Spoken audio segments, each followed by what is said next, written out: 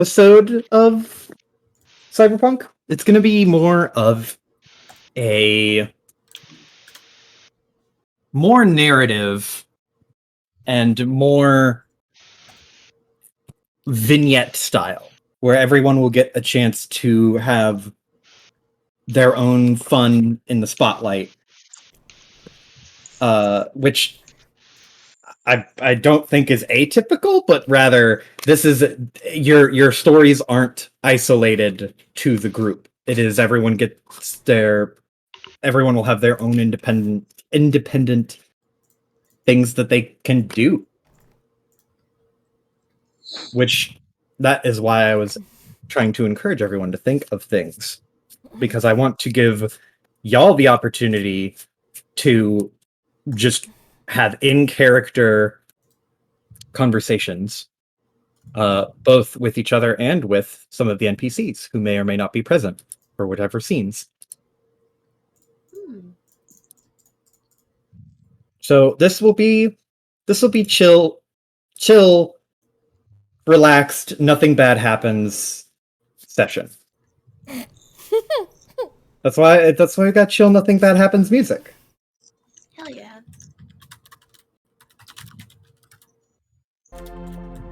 So, that said, let me know whenever you're streaming, I guess? Oh, we've already been streaming. Oh no, oh god. Somebody take over. Oh. You're the teacher. So, we can start with whoever wants to go first. Chronologically, the first one would be the fucking Kaya and Lockhart. Oh, it doesn't have to be. It doesn't have to be, because these stories can be told asynchronously. But I'm very, very excited to see whoever wants to go first. But actually, before we do that, I got carried away. Somebody recap what happened last time. Neon found a weapon of war. She did. She found mustard gas mixed with napalm. For the brain. For the brain.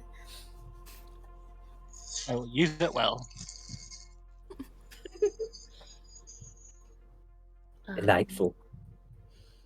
We kind of just caught what Bengetti and Lockhart up to speed with Maxine and what we learned. Mm-hmm. And that's about it. Okay. Nice. So who wants to go first? And if nobody volunteers, I will roll a die. Alright, I'm rolling a die.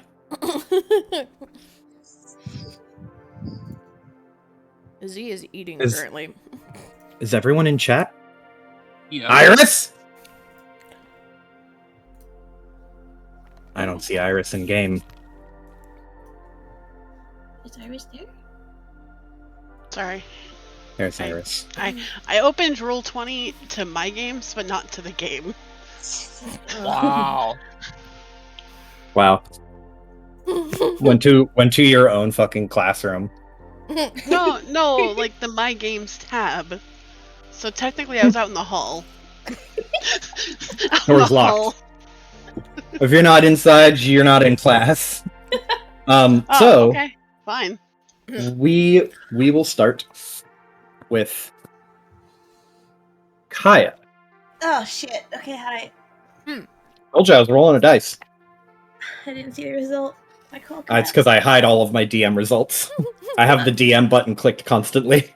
I do that too, actually. I can't see shit. So, Kaya, you have a few things on your list. You wanted to make your motorcycle. You wanted to... You were going to recruit Bengetti for help with that. You were also going to stay over the night at Benghetti's place as he copied over Larry. So we can pick up in the morning after, or we can pick up at some later date. Wherever you think you want to pick up first. For whomst? for you, for I mean, Kaya.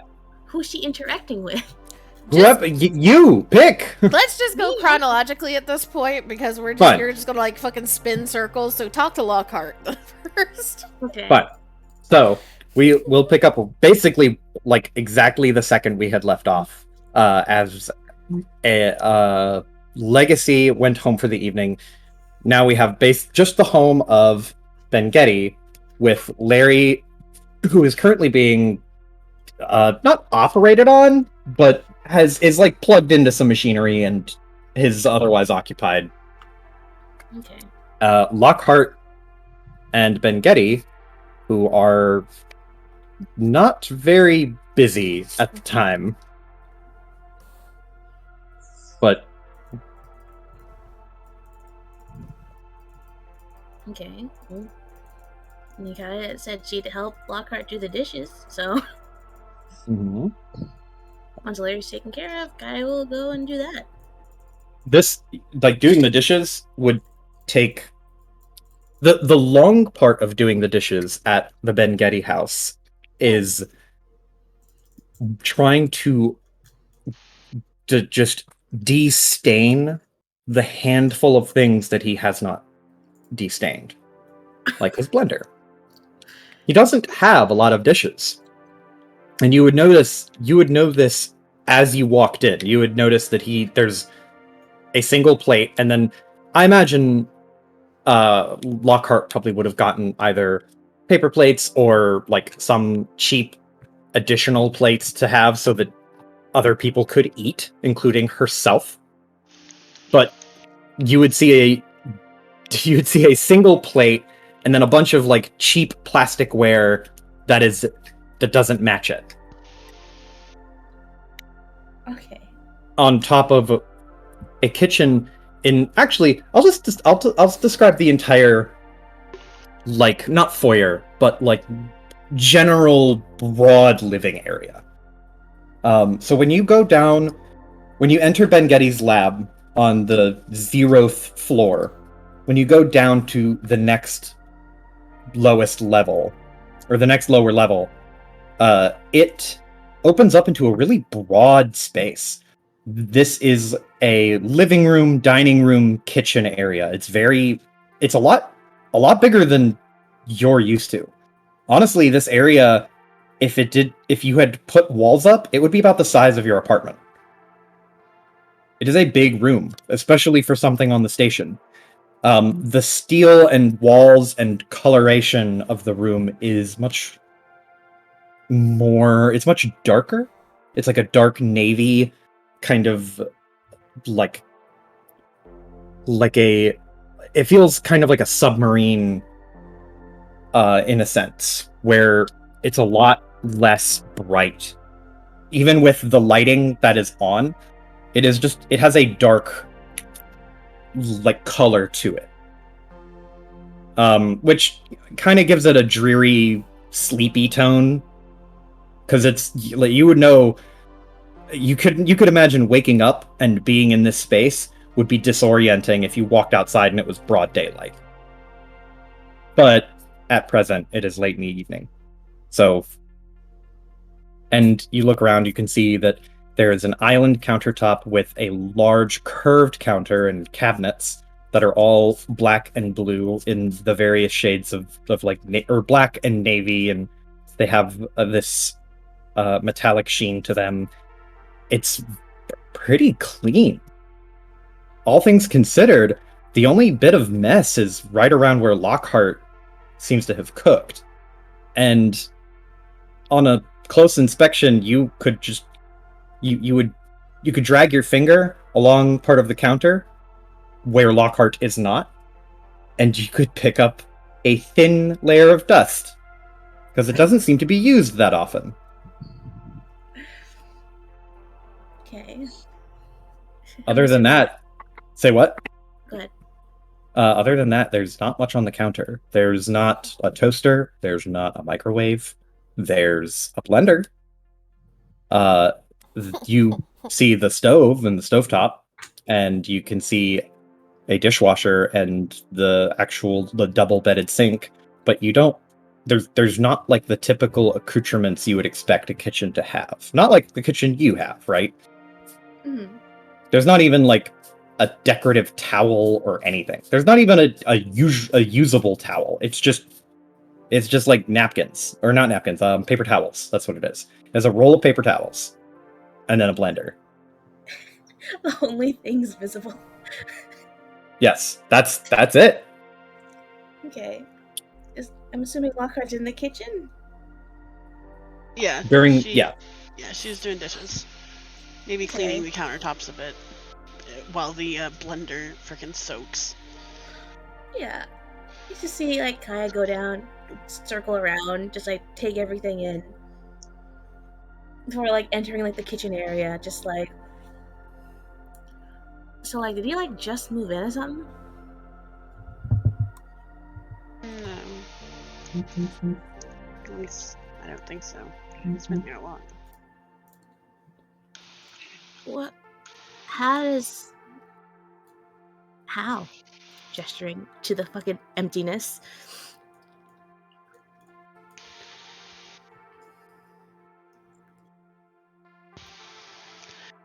What? I mean, this isn't my home. This is just how he prefers to live.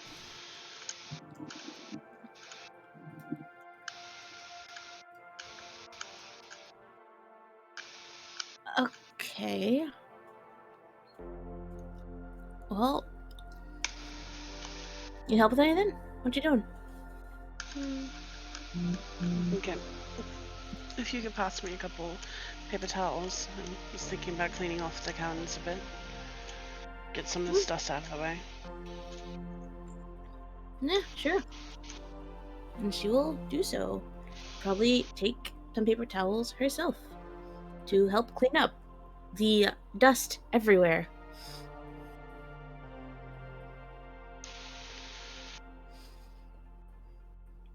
No, you don't have to join me, right? I know. I mean, I'm kind of stuck here until Bengetti's done copying Larry. So, I mean, might as well help out. Shrug. You get a shrug back. She'll look in the sink and see a blender soaking. What's up with that?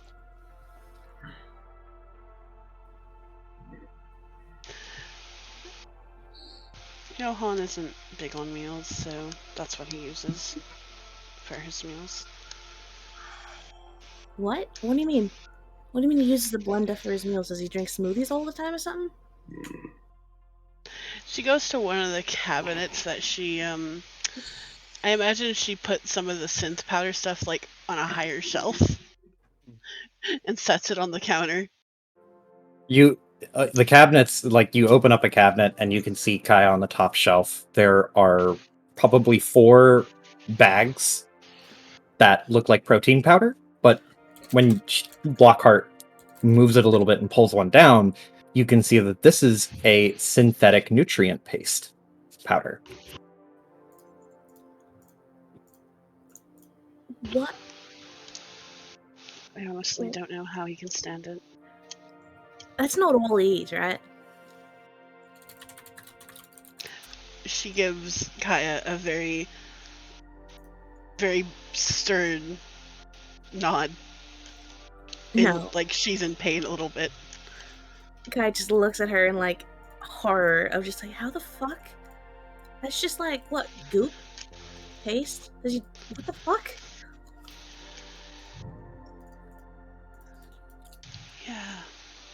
Yeah.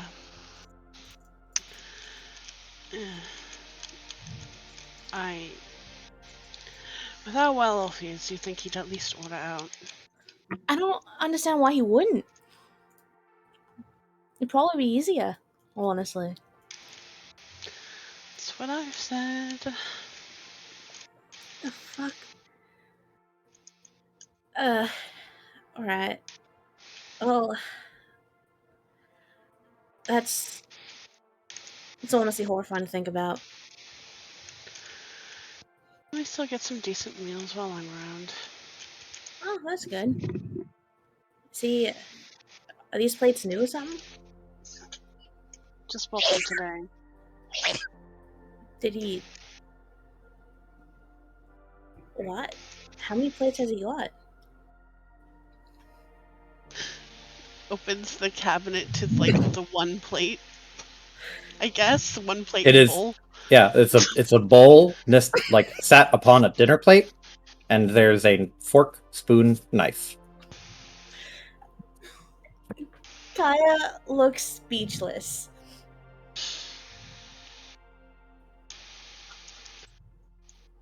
What? How does he fucking live like this? The world may never know. That is... Oh my fucking god, that... You know, I wasn't expecting it, but it makes sense, I guess. Jesus fucking Christ. Fucking course, he's only got one of everything.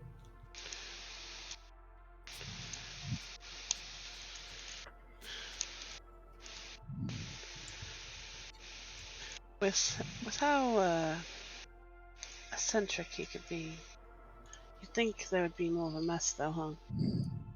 You think? You hear the sound of footsteps on the stairwell, and you just go, "You think what?" And Vengetti appears around the corner, coming down. Kaya looks at Lockhart. Her back is towards Kaya as she's wiping down the counter. As if to say, this is your battle. Kaya sees this and just turns to Mengele like, just talking girl stuff, you know? Oh. All right. Well, I got Leary hooked up to the actual transfer device, so just give it like 8 hours and he'll be good to go. Alright. Thanks. Not much to be done now. It's just kind of waiting. Just kind of waiting. Yeah. Alright. And you made sure to use the left port, right? Not the right Yeah. one? Well, yeah, of course. I know what I'm doing. Okay, because I told you that the right one was busted. Well, yeah, I could fix it if you wanted, but I'm not. I also don't want to be liable for anything that goes wrong. So you know what? I'm probably just not going to touch it. It's probably best. Yeah, probably. I mean, I'm sure you can fix it. I just haven't gone around to it because it's not necessary. I'll probably do it like tomorrow or something. He shrugs. It's like sense to me, I guess. So, like, why are you doing the dishes?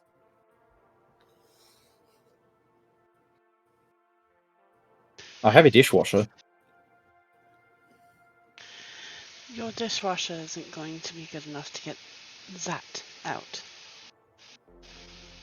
He looks at the blender and looks back at you and just goes, "Why not? I mean, like, it's fine."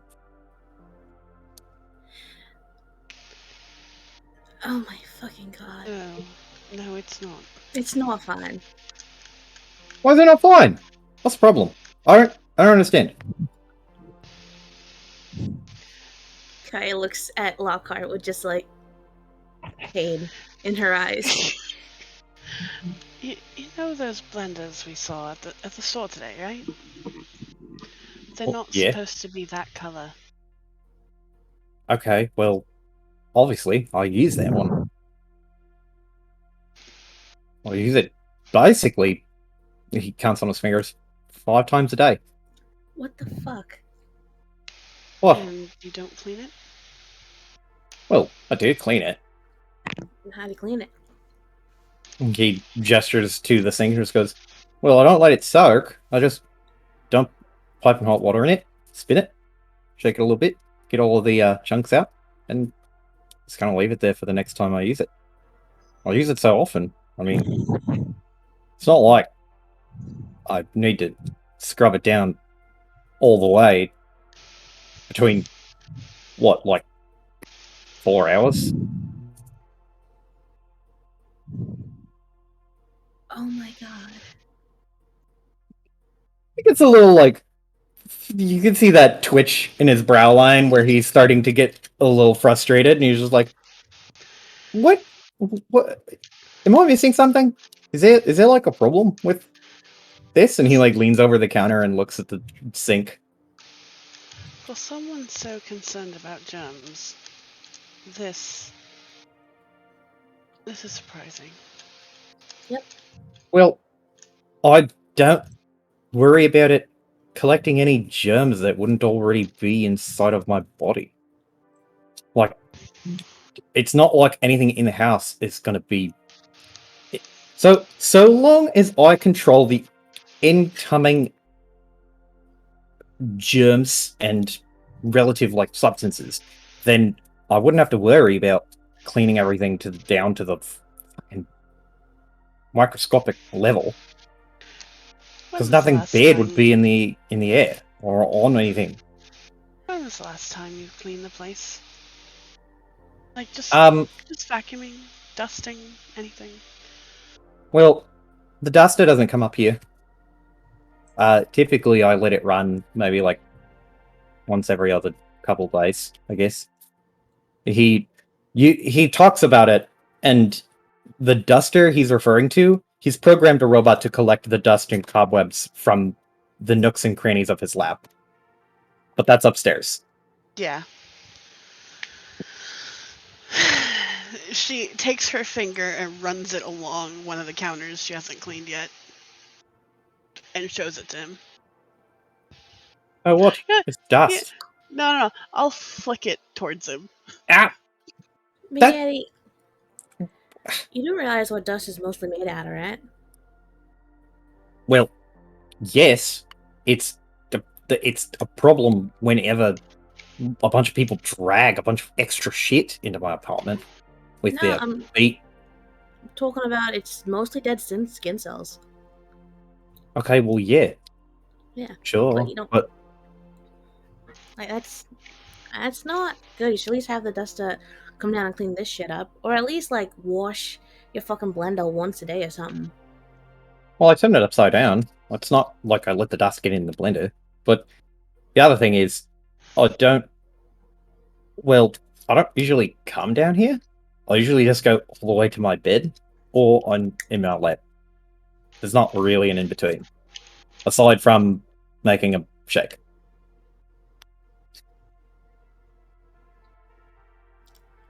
Huh. Just shrug. I don't know what I expected, honestly. She sighs, goes back to work. I'll just chill. And clean the She counter. knows it's a lost cause. He opens his mouth, holds up a finger, and puts it back down, and then does it like raises his hand again, and then puts it back down. I appreciate your concern, but I don't think there's anything to be alarmed about. He crosses his arms. Okay, bud. If you were to have company over, would you prefer them in your lab or down here? Well, I guess here, because I don't think they'd feel as comfortable as I would in my lab.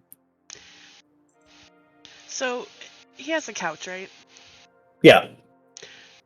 Does the couch have a similar state of non-use, slight bit of dust kind of thing? On one portion of it, yes, but there's a very obvious spot where he routinely will sit. Okay. Lockhart will pick up like one of the like pillow kind of things and kind of like shake it in and out a bit so the dust kind of like falls off of it. And you invite in company to that. Okay, well, I normally don't have company over.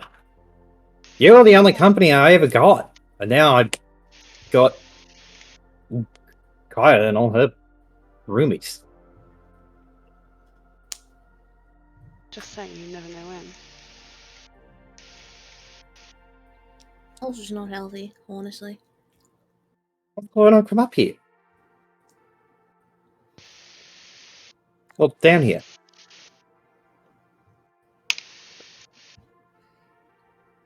If it makes you happy, I'll make a fucking second duster. That'd be good. Guess that. You're supposed to say it's not necessary and thanks, but no thanks. Like that's me offering the kindness, and you're supposed to turn it Mhm. down.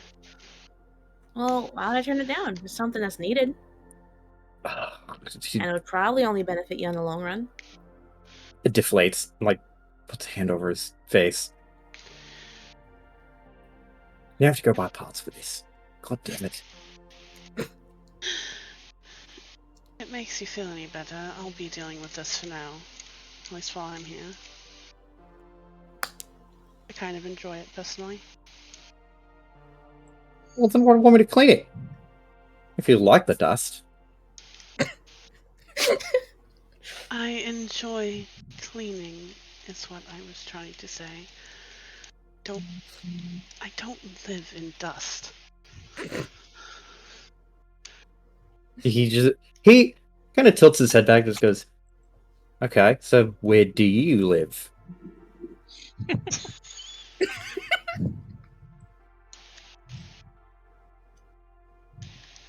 She goes back to wiping the counters. Sticks his tongue out at you.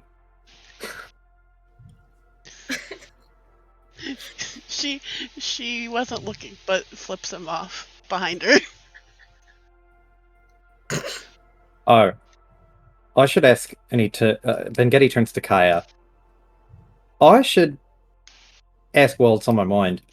Speaking of parts, do you have all of the stuff you need for your bike? Yep. Okay, where is it at? Is that my apartment, right, Joe? Yes. Yes. Yes. It's at our place. Did you want to bring it here, or did you want me to go there? Because I don't like going outside, but I do owe you a motorcycle. Kind of, even though I technically don't. You definitely do. So, I mean, on one hand, it'd be easier for me to work on it if it's over at my place, but I mean, your machinery is better than what I've got in my workshop. Oh, yeah. Yeah. So, up to you. He, like, hooks a thumb over his shoulder towards the stairs and just goes, well, I say here, but I don't really have a garage of any kind or vehicle storage, so I'm not really sure where to put your bike. I guess we could put it out, like, side on the street, and I could drag a couple things out here or out there. Not a good place to keep it long term, honestly, since it'll take a while to build it. Now it explodes to the elements unless you want to bring it inside every time we're done with it. His eye twitch at the thought of bringing a motorcycle inside. I'm just gonna, me and Lex's place then. Well, I suppose I could bring some equipment over to your place. Alright, sounds good. He folds his arms and just goes, is there anything in particular that I guess you want from the bike that might be different from how it was before? Not a turbocharger this time?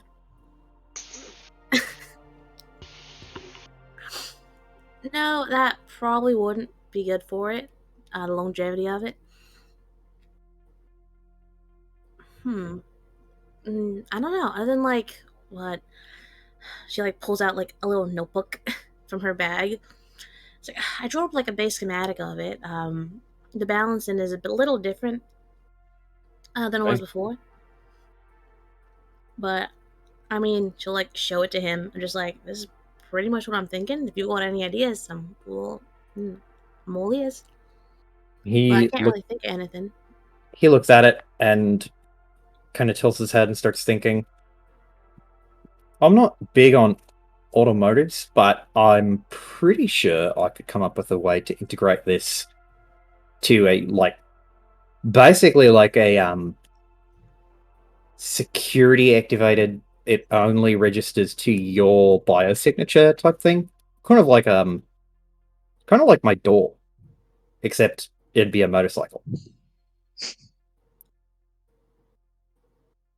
So what? Only I to be able to drive it? Well, yeah. Or you could give someone permission to drive it, but you'd have to be physically with them. That'd be cool. Or alternatively, so okay, hear me out. I'm making a copy of Larry, right? Mm-hmm. And he kind of has his hands out in this, like he has his hands out in the position where you'd have like a turntable, but he's kind of stressing every word. So what I can do is take the pieces of Larry that I'm copying and create sort of like an extension of Larry. Well, no, that actually probably I could feasibly give the bike its own AI. Could help you with driving. You could pre-install traffic patterns, you could pre-install traffic lights, you could do all sorts of weird shit. Kai's eyes like light up. He just that's a fucking awesome idea. Holy shit, I never thought of that.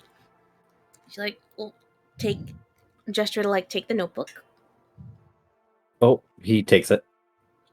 Or like take it back from him. Mm. And she'll like flip it to a page of like where she like planned out the electrical system, and she just starts a little bit of babbling about where we could center stuff and where it would be best placed, and just and stuff like that. Mm-hmm. It's like that. Honestly, that just opens up a whole fucking whole new box of ideas for shit like that. Holy shit! You know, it'd be really cool if you actually like.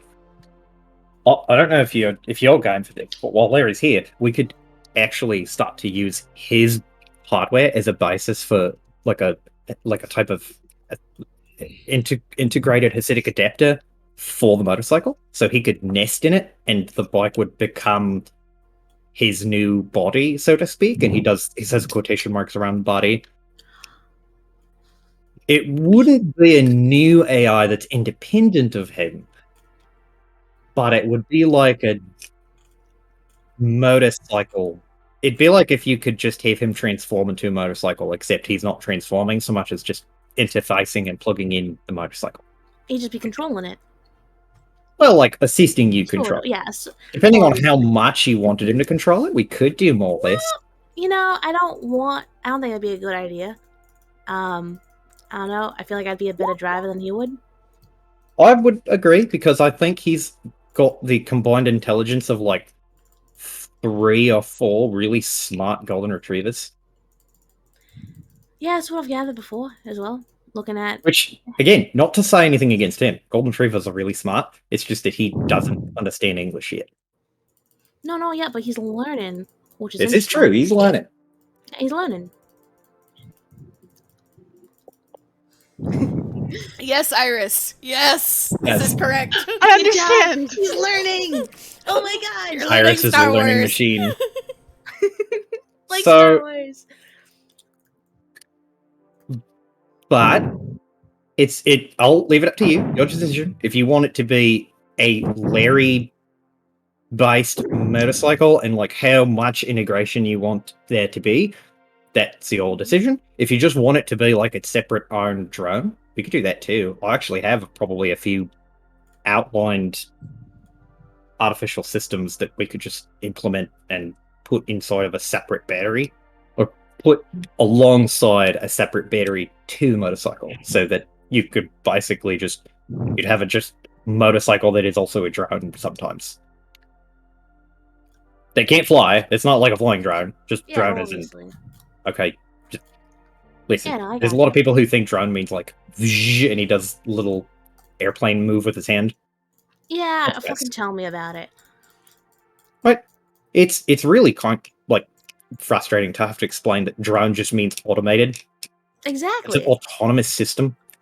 Yeah, it's not exactly like the everything you see flying around. That's a specialized one with certain tags on it. He looks like he's about to go into another rant, and then he looks over at Lockhart. I imagine Lockhart is stomaching the techno talk. She's toned it out, to be quite honest. It kind of looks back at Lockhart too, like, oh. Well, yeah. Yeah. Yeah, you know. Well, later. Yeah, later. You know. Yeah. Yeah, we know. Don't stop on my account. Kai's gonna like look to Lockhart, look back to Vengetti, and look back to Lockhart.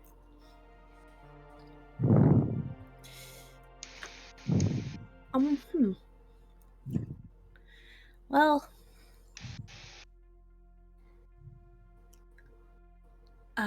she'll turn back to Vengetti. Just, well, thanks. I'll probably think on it. I really like the idea of either having Larry integrate into it or having its own AI on it.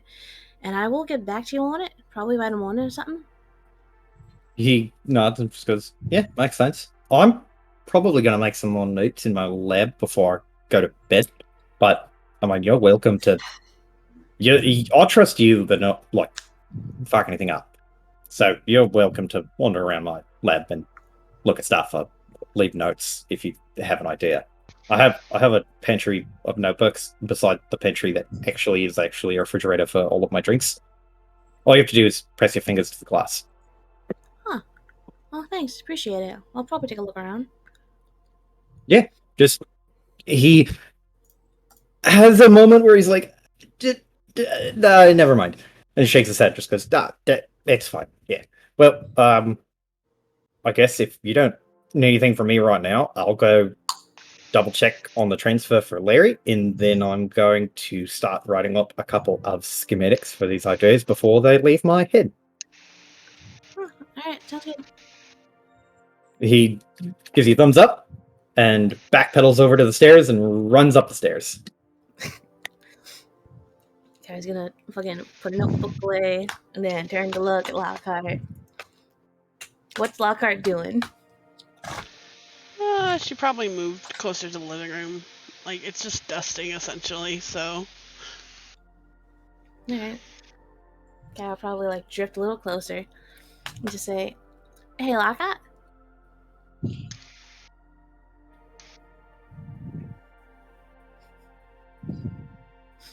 Yes? Hello? Oh. Sorry, I think my mic cut out.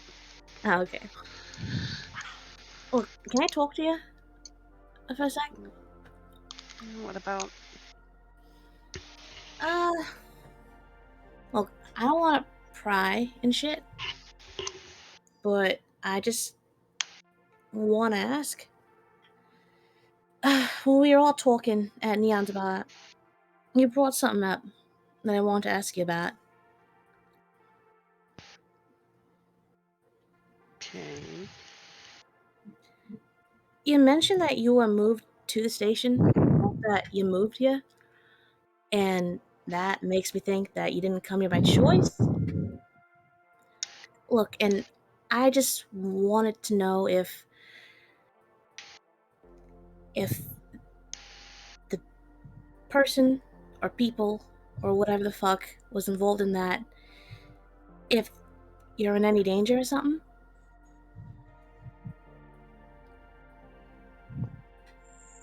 Because, you know, if you are, I just want to make sure you're not, you know?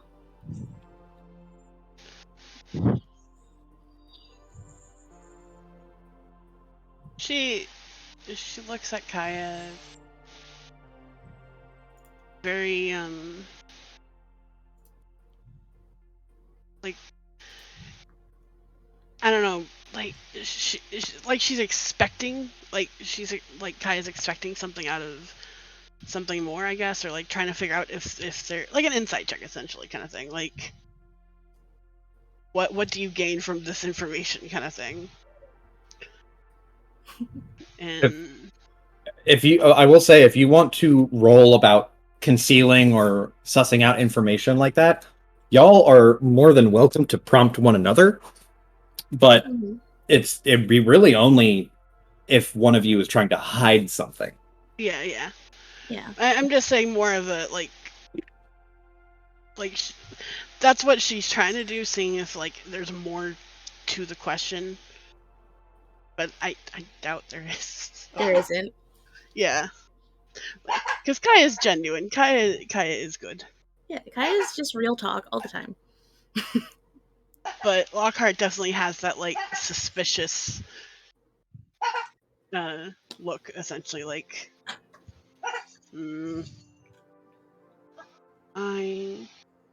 let's move to the station up by my choice. As I stated, and no, they're not after me. I'm not in any danger from them. Alright, and you're positive? Absolutely certain. Alright, that's good.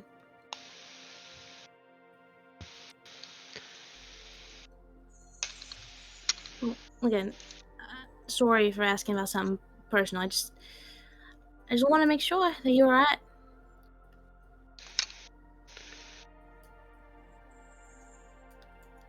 Give me a second. Mm.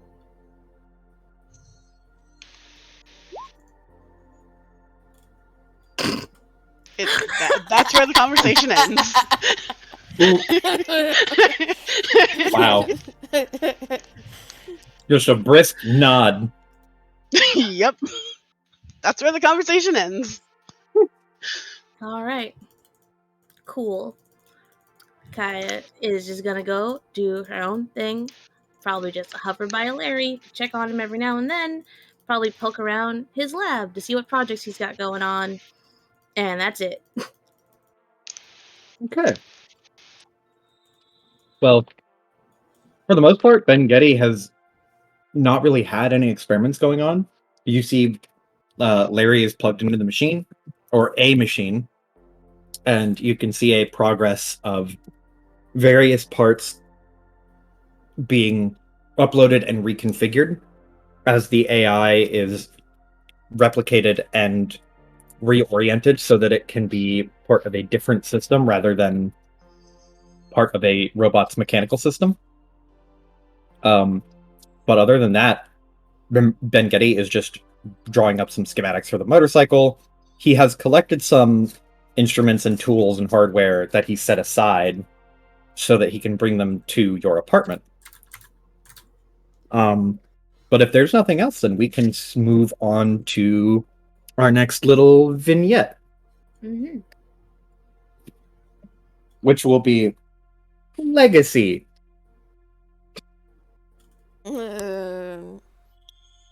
Okay. So, if I recall correctly, Legacy. You were on your way back to the apartment at this point in time, but did you want to meet up with Marcus in that evening and have a conversation with him, or was that something that was on the docket for the next day?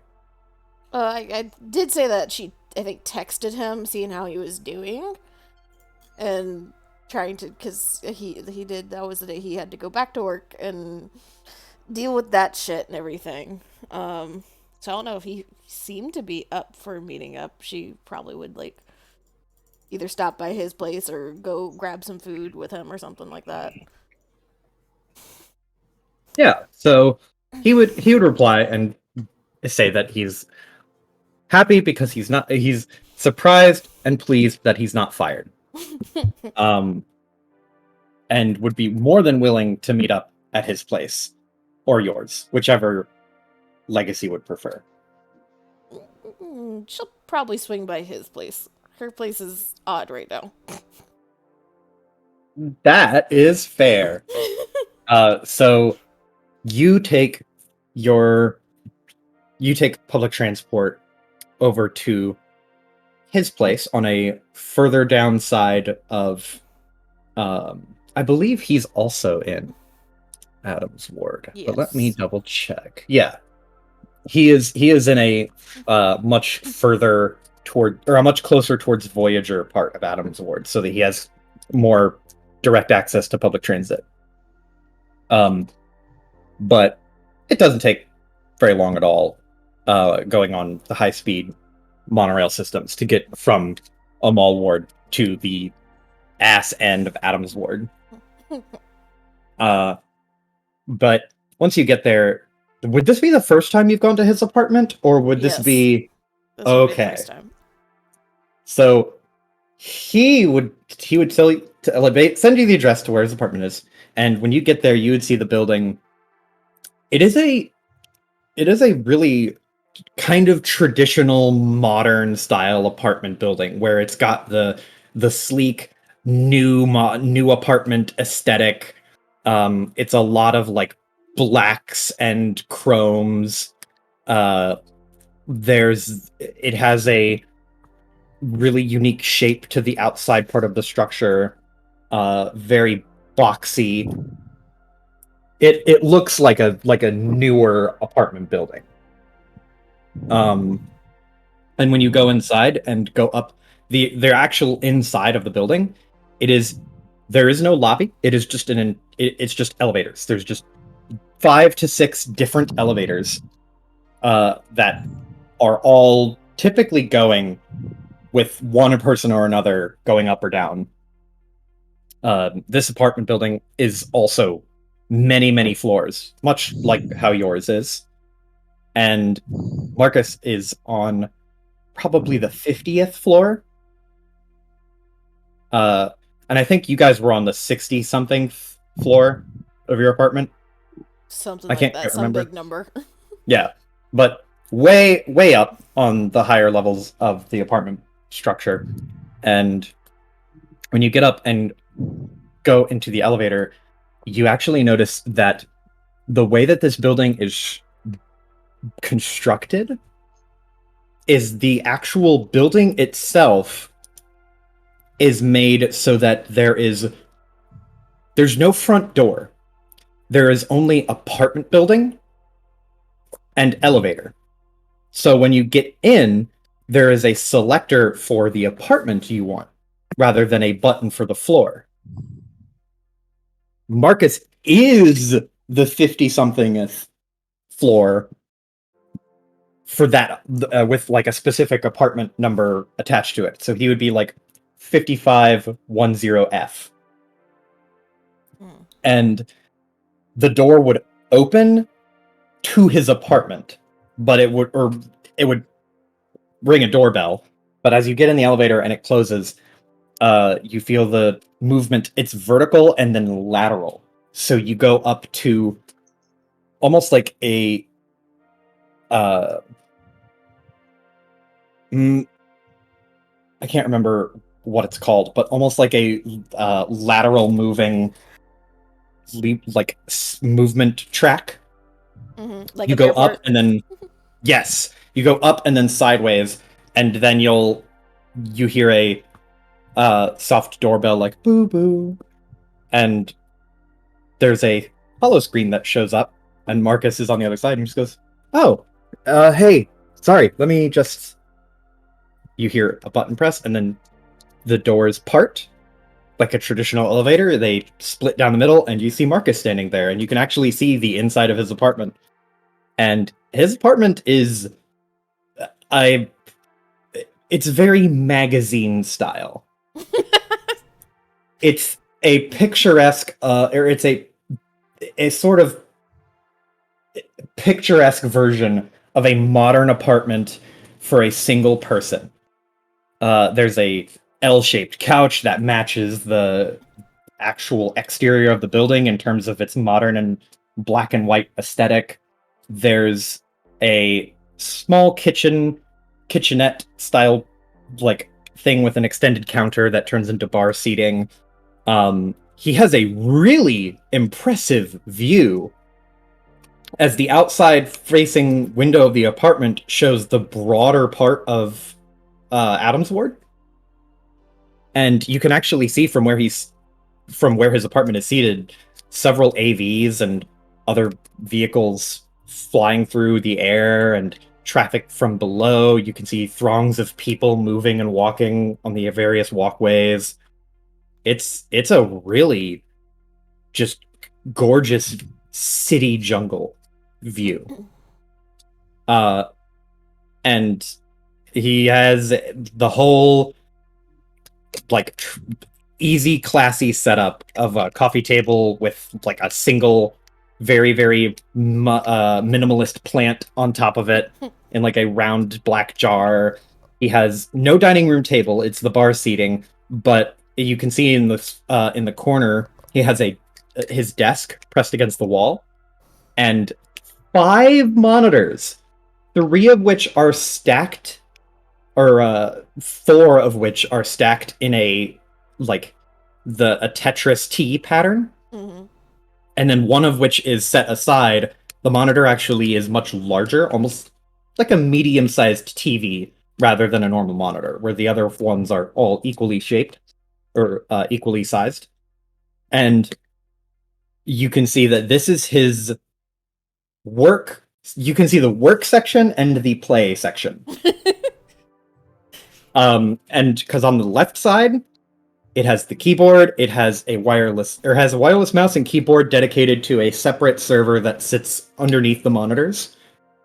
And on the right side, you can see 3 consoles of different kinds of consoles stacked on top of each other in a like wireframe mesh that it really just shows off the console and helps with cable management, because the cables are fed through the wire meshing and coiled around, and they all plug into the TV. And then he has a mechanical keyboard and wired mouse that are glowing like purplish Dream on the right desk side. setup.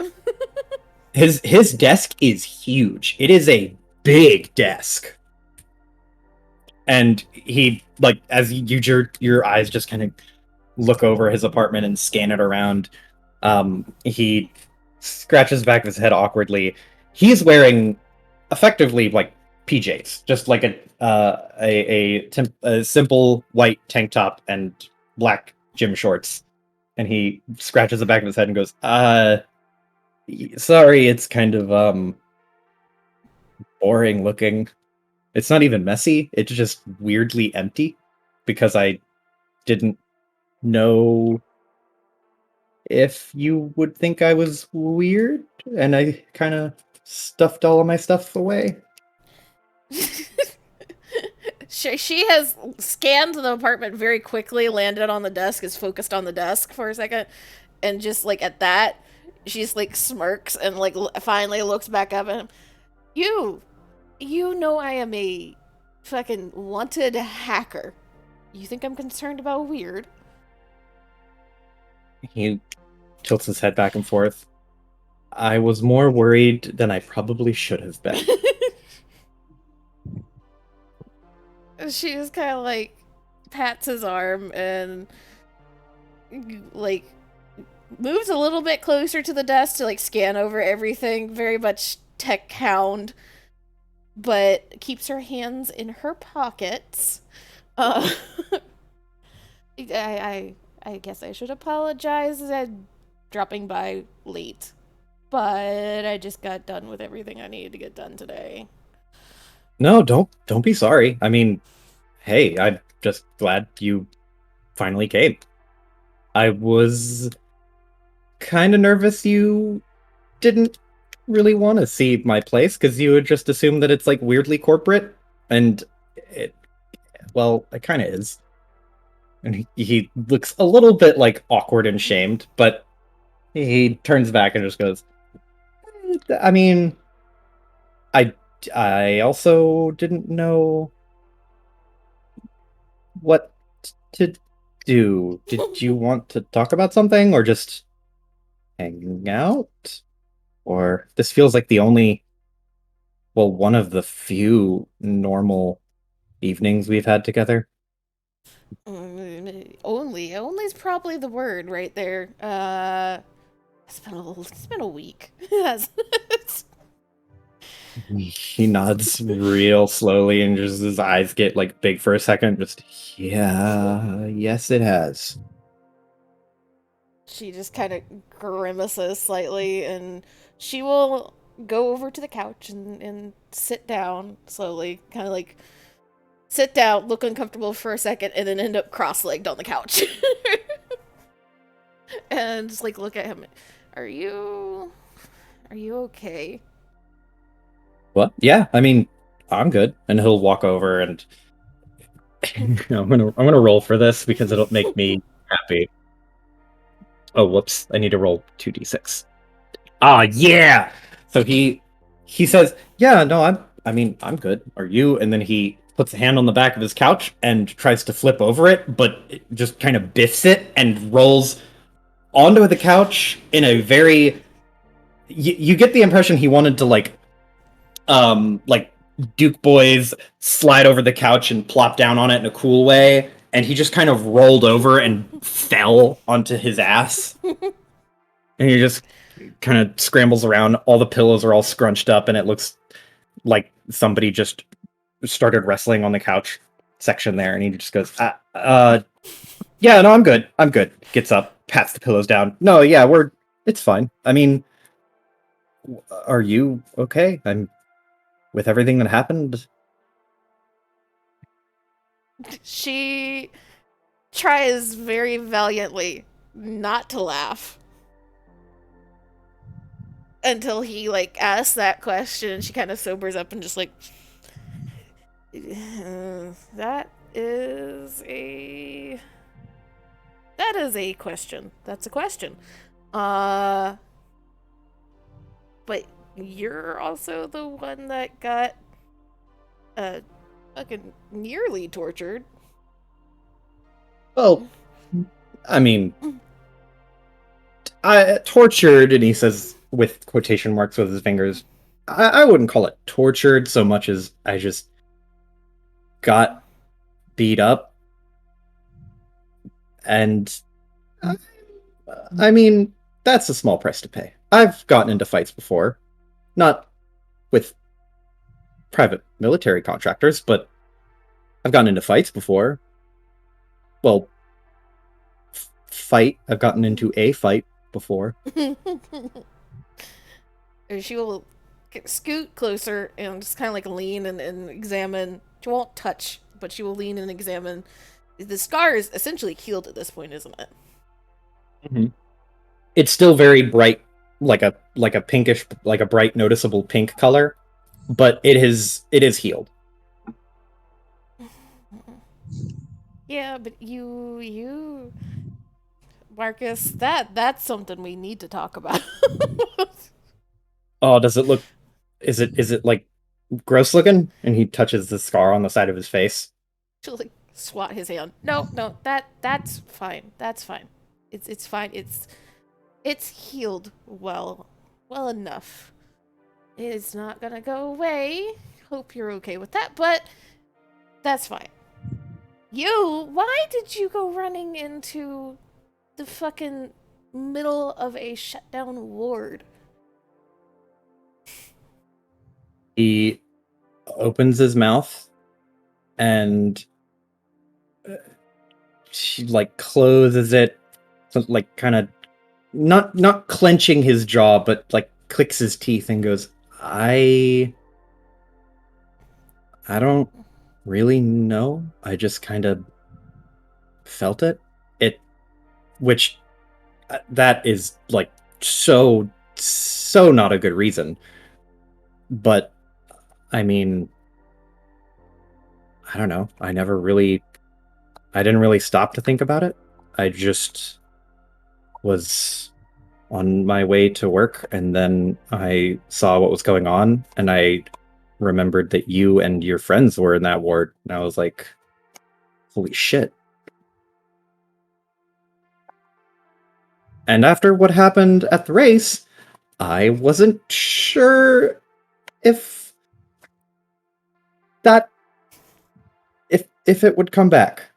The cryptid monster dreamer thing. So I didn't really know what else to do, but I knew that I'm not uh, I'm not a category 4 hacker like you are. I am a pretty generic programmer. And like sort of cybernetics guy, and he looks at his arm. So I kind of work better in person. At least for certain problems.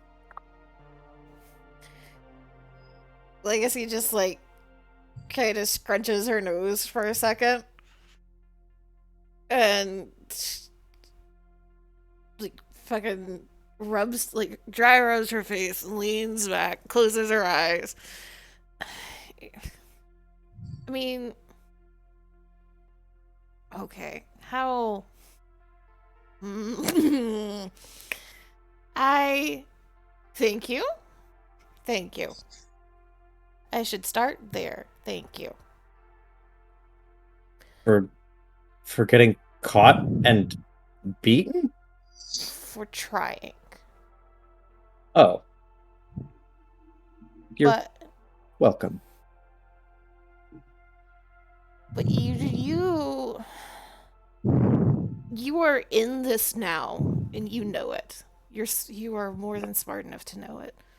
But you don't need to be getting yourself into danger unless you absolutely have to.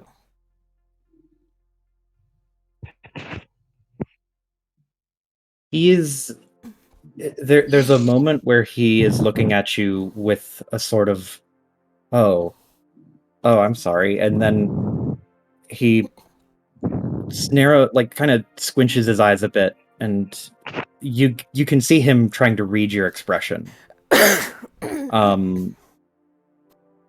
And he says he pulls his legs up and sits cross-legged, like similar to you, and says, I know I don't have to do some of the things I've already done, but I mean, you don't either. And I think it's sort of, I don't know, maybe you just feel like you gotta. Rather than an obligation to do it, you feel like there's a purpose behind it, a compulsion, but in a good way, not like a bad compulsion.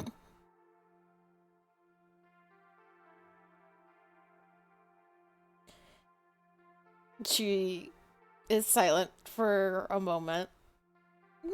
He's kind of studying him and thinking. And she sighs. I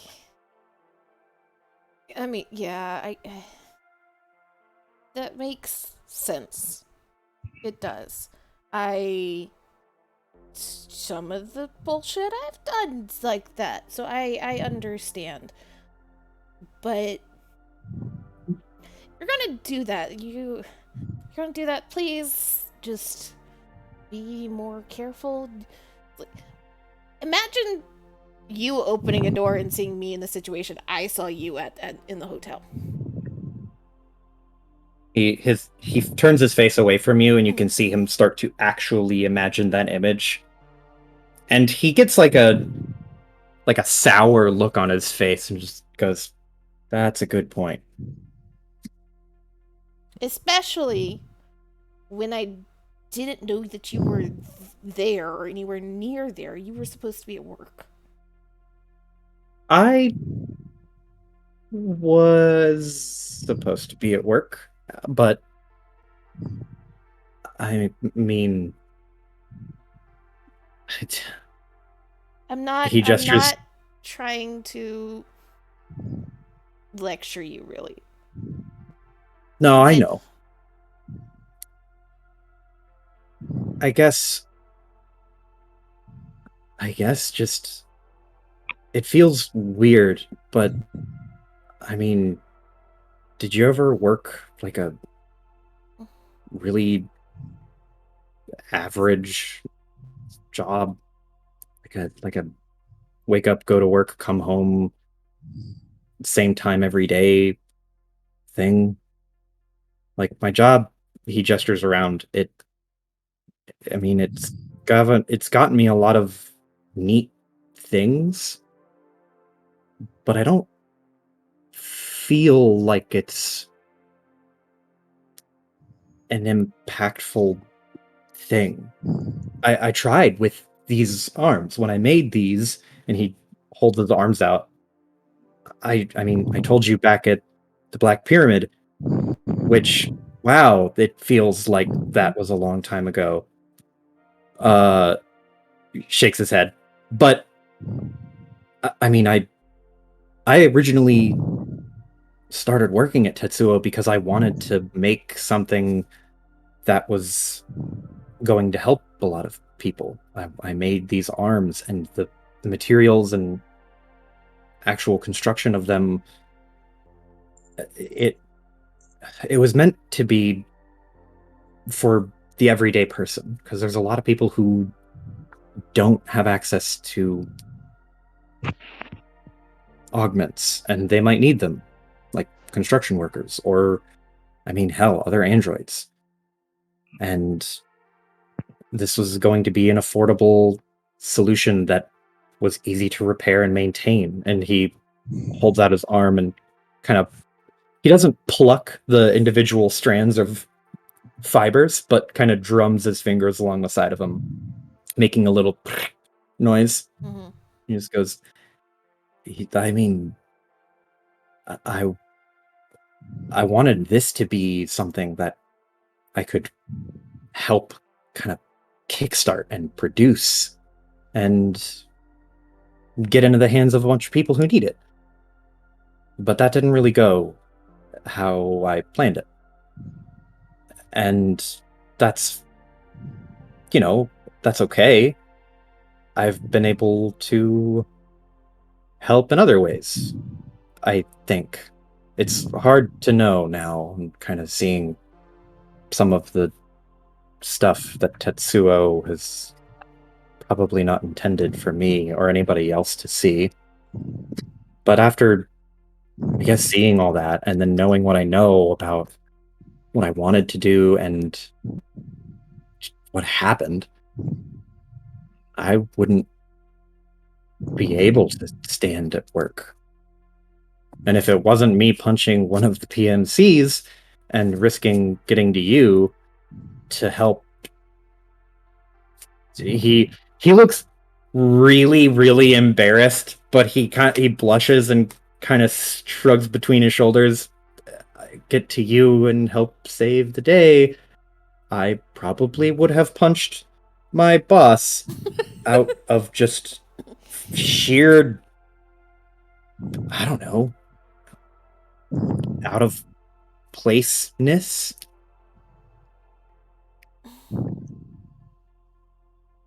So I guess either way, I wouldn't have been I wouldn't have been at work anymore. And in how I ended up, I guess I traded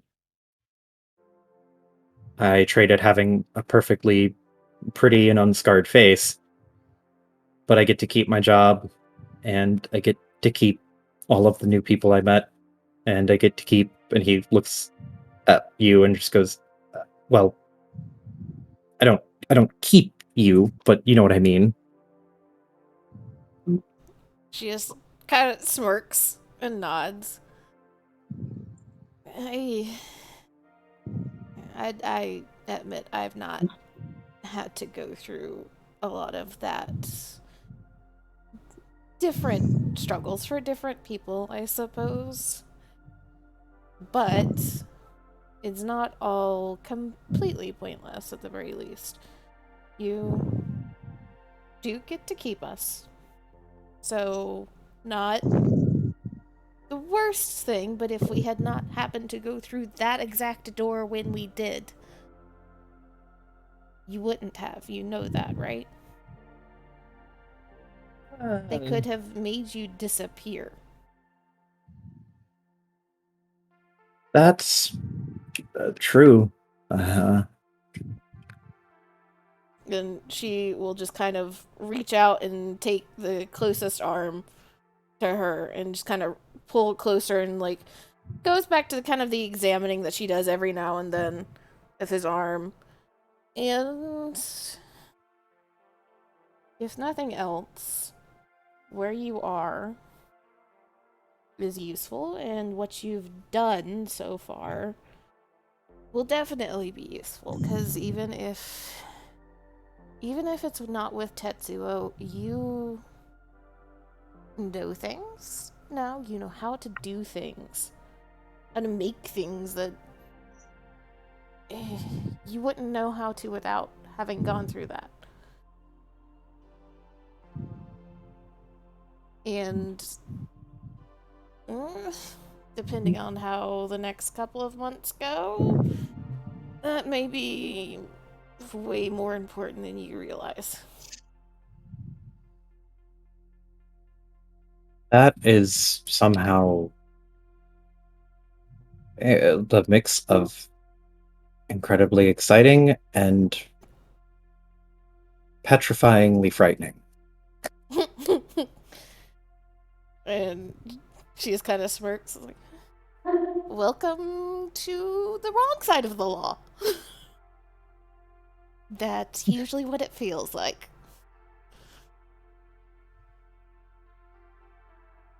But He just smirks. at least promise me you're going to be more careful in the future. And if you go running off to do something stupid, you don't have to tell me, but tell Kaya or fucking Lockhart or hell, Ben Getty, but Ben Getty will just tell me anyway. So. Legacy high or low? Oh God, low. Low. So he opens his mouth and says, I will. I have a plan to kind of keep myself more safe, I think. And he points to you, you are just as liable to keep yourself, or not liable, but you have to do the same. Because if I opened a door, and he points to his apartment door, and I saw you tied up and like with a bloody eye or whatever, I mean, well, the same thing applies to you. I hope that sounds fair. She laughs, nods. More than fair, but that's also why I travel with a Kaya. That's how that is solved. That, and if Kaya is not there, let's say hacking is not my only skill.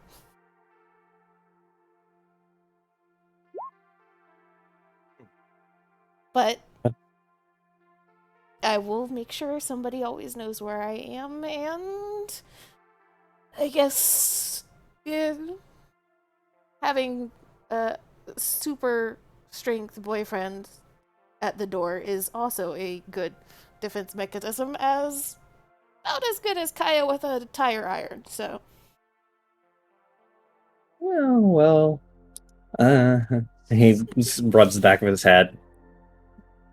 These are supposed to be commercial grade. The least when they got to production, they were going to be. These ones are a little slightly more tuned up to show how You they ripped a could be. fire ant's armor apart with your bare hands. Yeah, but I guess, well, that's sort of what I wanted to talk to Ben Getty about, because I heard that he's also a cybernetics guy, and these. Okay, I've told you about these. I've told you about my arms before, Mm-hmm. and the actual way that the different strands operate on by mimicking muscle fibers and are corded in such a way that the whatever, you know how they work. Yes. But this material is mid-grade, and the software and actual stress testing for these particular arms on me, they're they show potential, is how I tried to put it when I was talking to some of the people I was pitching it to at Tetsuo. And I was gonna see if maybe Ben Getty had some ideas about how they could be maybe a little bit better. And if he didn't have ideas, at least material. Because with the right kind of materials, a fire ant's armor would quickly fall to the bottom of the list.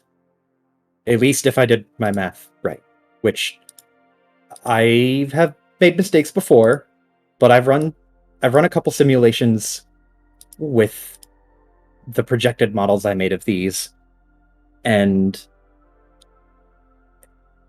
dude, they could get kind of crazy. Maybe. You, and you felt like you needed to keep that secret? I You realize Bengetti talks a lot. And I mean a lot. is he a bad at keeping secrets? Well, if it comes to him thinking he's smarter than everybody else, yes. Why? What is the I don't mean to sound rude, but if I can ask a quick tangent question, I want to know, why do you hang out with him? Do you Kaya. hang out with him? Kaya? Yeah, Kaya. You know how Kaya was going way faster than she should have in that race? Yeah. That was a Bengetti test drive, essentially. He had some sort of Oh. overclocker that he just plugged into her bike, and it's part of the reason that it exploded so big when she came in that hot. So I met him through her. Huh. So I guess that explains why he was on the bike, because why else would he want to be on the bike if not to see how his invention worked, right? I'm not sure he wanted to be on the bike. I think it was more if Kaya was going to die for his invention, she was taking him down with her. So they're like, you say if he was going to, or if she was going to die for his invention, but that wasn't really on the table, was it? Like, I know the bike exploded, but that Well, was because it like was thrown into the thing. I pretty sure I heard mention of maybe exploding before that. Yeah. Has Ben Getty asked you to do anything like this? No. Thankfully not, but that's also because all of my tech is attached to my body, and she just like motions to her arm. He exhales a sigh of relief. Cool. Cool. Okay. So I Do you mean, think he would maybe have ideas, probably most definitely have ideas. I would advise you very, very strongly to double check all of his math before you say yes to anything.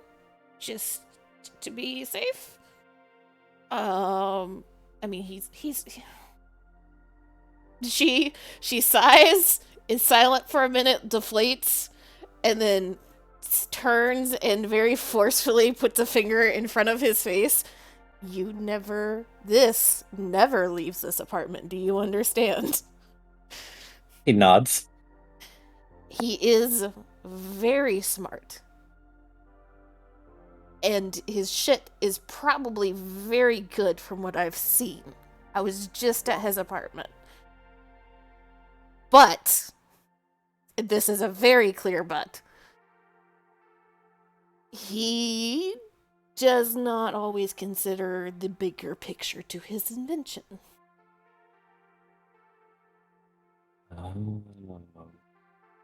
Okay. So maybe bring him a mostly finished idea rather than a theoretical one.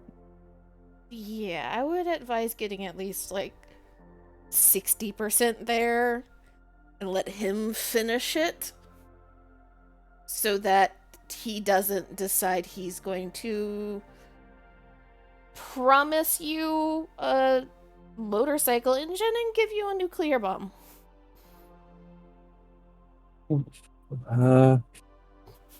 So is he gonna buy Kaya a new motorcycle?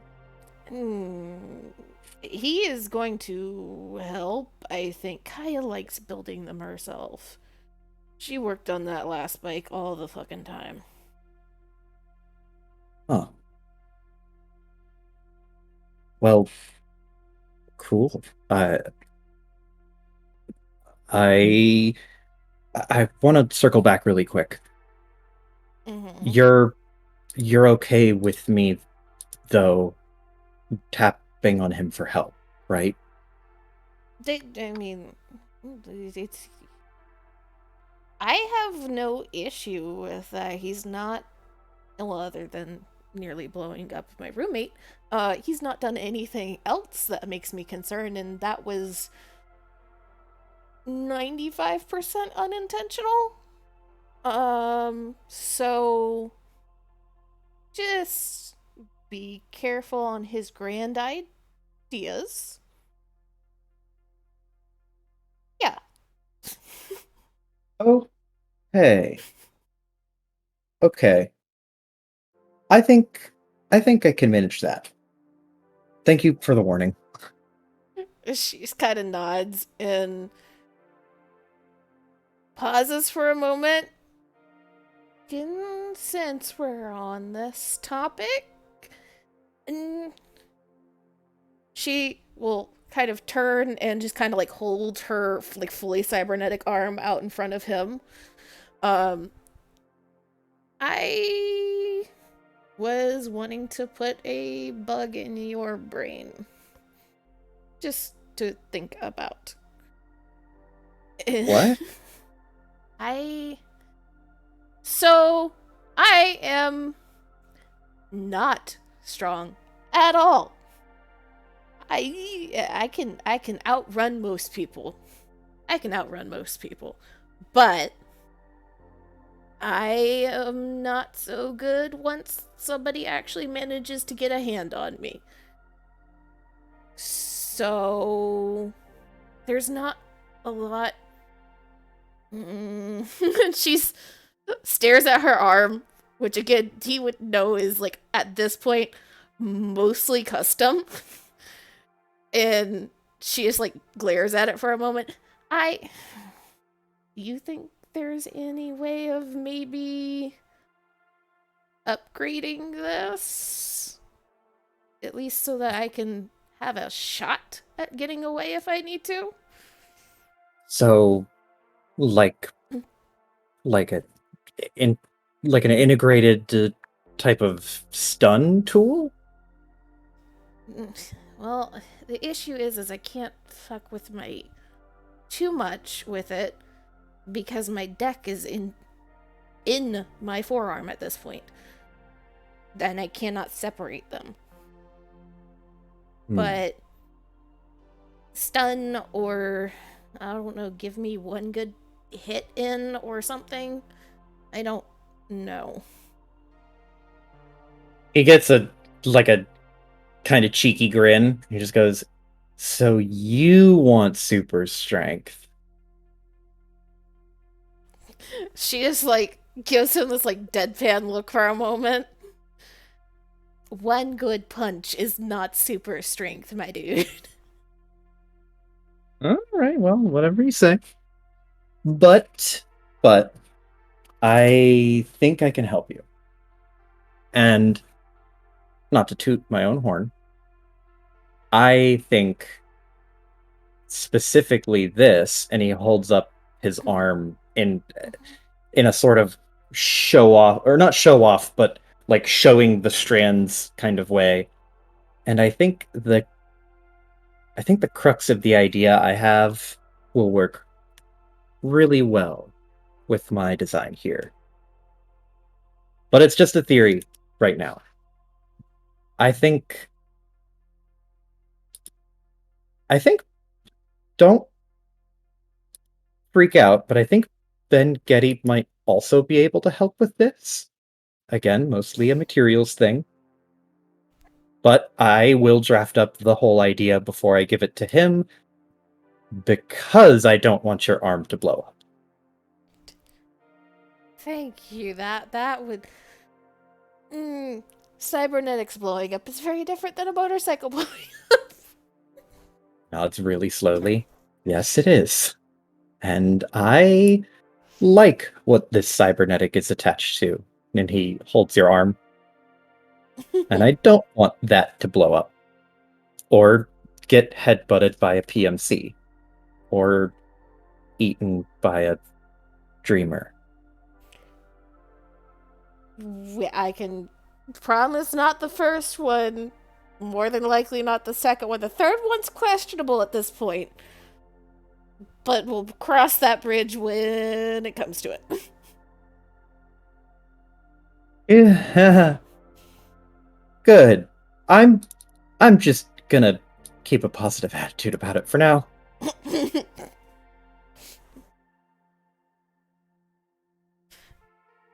And you this is stupid question at this point. Because I know where you stand on the general situations, but with everything that has happened, and you know what my night job is and everything, we're still good.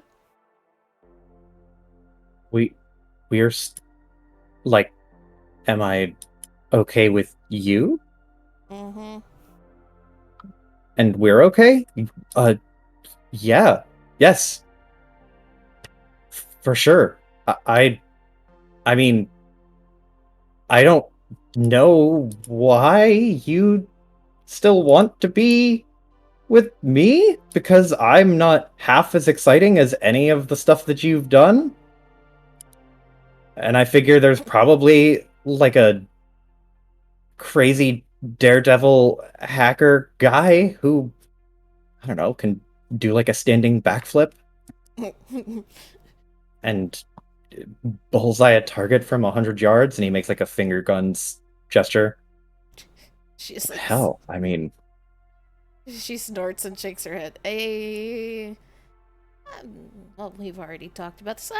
I'm not good with people most of the time, and yeah, no, nothing like that ever.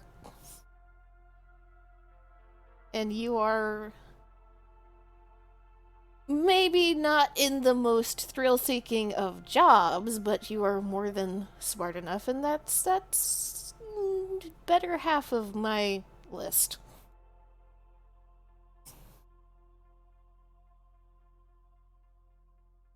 he smiles and looks down at his hand and yours, and just drums his fingers a little bit. He doesn't say anything.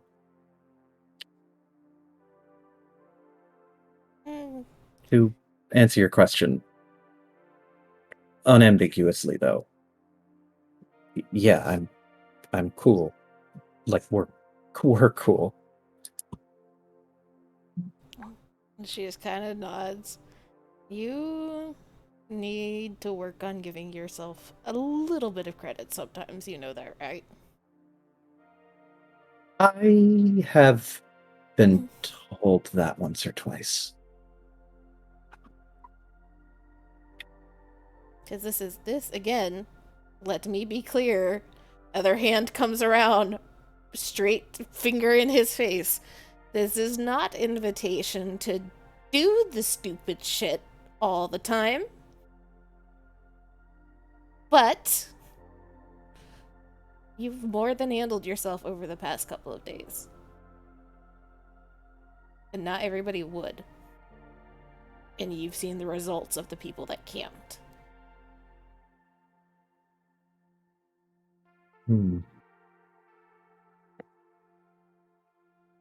Well, coming from a famous hacker, or infamous hacker, that's pretty badass. So, thanks. And she just kind of nods and settles down. He will settle in right beside her, and camera will pan out through his gigantic window view into the rest of Adam's ward. And I think I want to take a quick 2-minute break because I want more water. But when I get back, it will be the next day. Thank God. A Neon's turn at that point.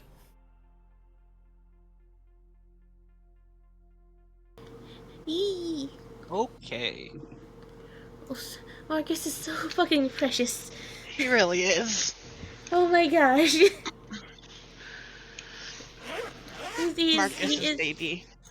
He golden retriever. Lockhart, don't break my boyfriend.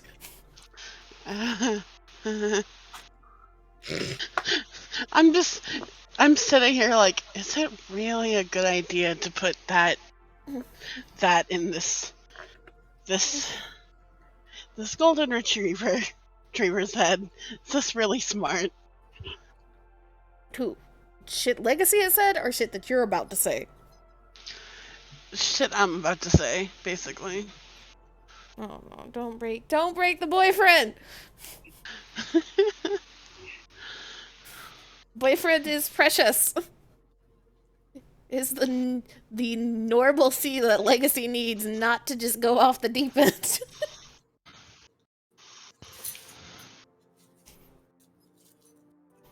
Also, I'm very happy that you were there to hear that port, Amy. I travel with Akaya. That was funny.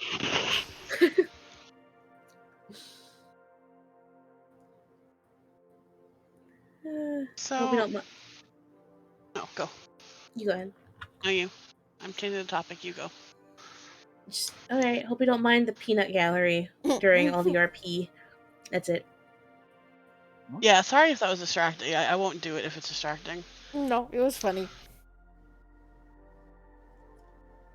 Did you guys hear me shout a game theory through Iris's headset? I was muted. I mute when I'm not roleplaying. Okay, that's fair. Because Marcus was like, that's just a theory at the top of my lungs. I was like, a game! Oh god. Oh my gosh.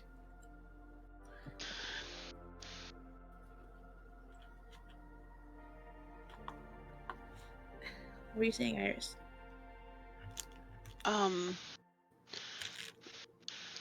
Bengetti is gonna be swamped with a lot of projects. He is. A lot. Likes that. He likes that, number one, and number two, he is, but also what's about to happen. is his lab is about to become our lab. Our lab, comrade. His lab is about to have a regular visitor of Kaya, Legacy, and Marcus. Mhm. Like, I know you All have this of the machine. nerds. I know you have this machine. I need this machine to do this very specific thing I can't do anywhere else. I am here until it is done. Oh yeah. The only thing that's a little concerning is maybe we're gonna become a little too reliant on him. Maybe, perhaps. Be a shame if something happened to him because of plot. Yeah, that's what I was thinking. I mean, I feel like the Has- three of them can still figure out quite a bit of like what he would. It might take a little bit more time. We're just going to become reliant on the fucking lab of machines that he has that none of us have access to elsewhere. Mm-hmm. Like, Oh. the one friend that has the 3D printer. We need the 3D printer, please and thank you. Kai actually has a 3D printer. Hey! Yeah, Kai has a 3D printer. But also, this is Kaya, Legacy, Marcus, and Bengetti, by the way. This right here.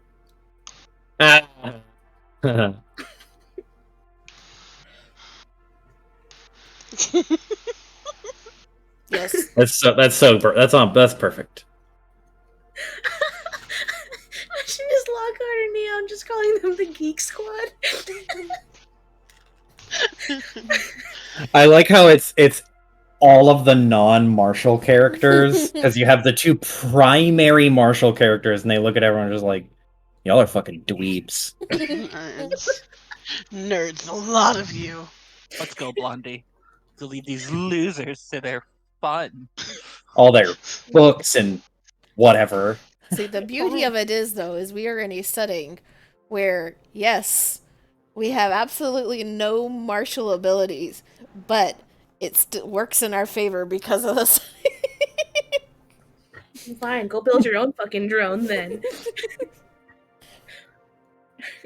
I'm gonna build my own drone with blackjack and hookers. Bless you. Thank you. Neon time? Okay. Neon time. Neon time. Yeah.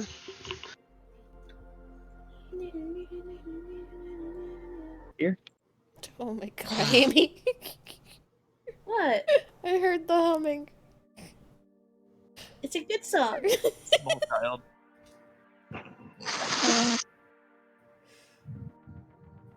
Listen, I'm trying to pin this fucking shirt together. Give me a break. So, let me see who did the homework. Alright, Neon. You are coming into the next morning, having gone through a very, very unhinged rich boy college frat party in Voyager Ward. Held at the house of a particularly significant unnamed lawyer, unless Amy wrote down the name. I did. Shove. Yes. Unfortunately named lawyer. An unfortunately named lawyer. You ended up having to get through a couple guards, which, not an issue. Slipped downstairs. Kaneko grifted her way into the hearts of many, to which you just matched her award-winning performance with a stellar performance of your own, and managed to just steal a bunch of incredibly dangerous drug and buy one other drug that is just yours now. If you just want to have drugs, you have a derivative of glitter. But after the events of the evening, you reconvened back at your coffee bar, where JJ had taken over for the evening to keep everything running smoothly while the rest of the crew was out and about. Yep. In the following morning, you present to JJ the spoils, to which we can start right there, unless you have another place you want to start up. That's perfectly fine. Cool, because you pull out the spoils very carefully, to which JJ looks at it and then raises an eyebrow, and Konako lovingly explains, "Yeah, that is definitely blue glass. Holy shit. You just have that in your bag." We've had a lot more illegal contraband through this place before. Okay, yeah, but this is a fucking wild one. Just don't inhale it. It's not gonna Yeah, explode. no shit. It's He it. reaches below the counter and pulls out rubber gloves. I don't want this shit touching my skin. I will be honest, this'll fence for a pretty good amount, but I don't know where the fuck to sell it. I have to find someone who, one, has the money, and two, has a use for blue glass. Unless they want to kill themselves on an overdose. It's Well, gonna be a It's no little big strange. deal. If you can't, it's no big deal. Let's just say Mr. Diego will have a present eventually. He looks up at you and puts his hands on his hips and just goes, "You want to slip the mother of all Mickeys to Joseph Diego." Well, all this thing needs to be is inhaled, so why not push it through the ventilation stream? Well, first, it depends on how you do it, but I mean, hell, if you even just dumped it through the ventilation system of just a simple apartment building, it's gonna get diffused. It's gotta be in a good enough quantity that it packs enough of a kick. But that could work if you just want to get him blitzed out of his mind for a little bit, and then you could take advantage of it. But if you're trying to get him to OD on it, you're gonna need a good pinch of it to go right up his nose. So the direct approach. Okay. Well, there goes my thoughts of weaponizing it. You could still weaponize it. It's just, well, if I you have plan on facial shoving it into an restraints. air vent, you're gonna make a whole room full of people have a weird time. That's honestly not a bad idea still. Yeah, sure, if you wanted to create a psychedelic orgy. Not a bad thought. Disrupt the cameras, have them all blitzed out of their minds. Come in, maybe have one of them have an accident. Oh, but there's that robot thingy that they were telling me about. Hanako has her hand on her chin, leaning on the counter, and she just goes, "I feel like sex while you're tripping balls might be really, really awful." Yeah? JJ looks at her just completely unentertained. Yeah, I can imagine. Especially when you're tripping as hard as that shit's gonna make you trip. But if nothing else, he reaches below the counter and grabs what appears to be just a bottle of chilled coffee and just pours a couple of black coffees. I can at least fence it and trade it for something potentially more useful. It just depends on what you're in the market for. Is there anything in particular you're looking for? I want to lower my burden so I can take another augment. Okay, so straight cash. Fair enough. Worst case, I could trade it for a handful of different goods and trade those for cash. It'll take a little bit to turn around, but I've not met a thing I can't fence yet. That's why you're the best. Big Boss would be proud of you. She puts her hand on his shoulder. He smiles and just swirls a little coffee in his mug. Yeah, I think despite all that happened over the past couple days, she would still be proud of us. She nods. Kaneko nods very solemnly.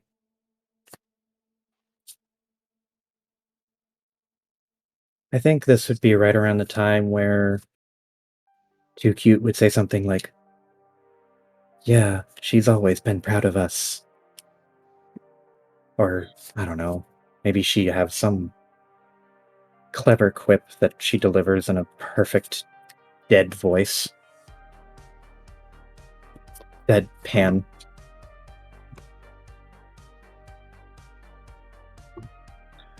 JJ just awkwardly sips coffee.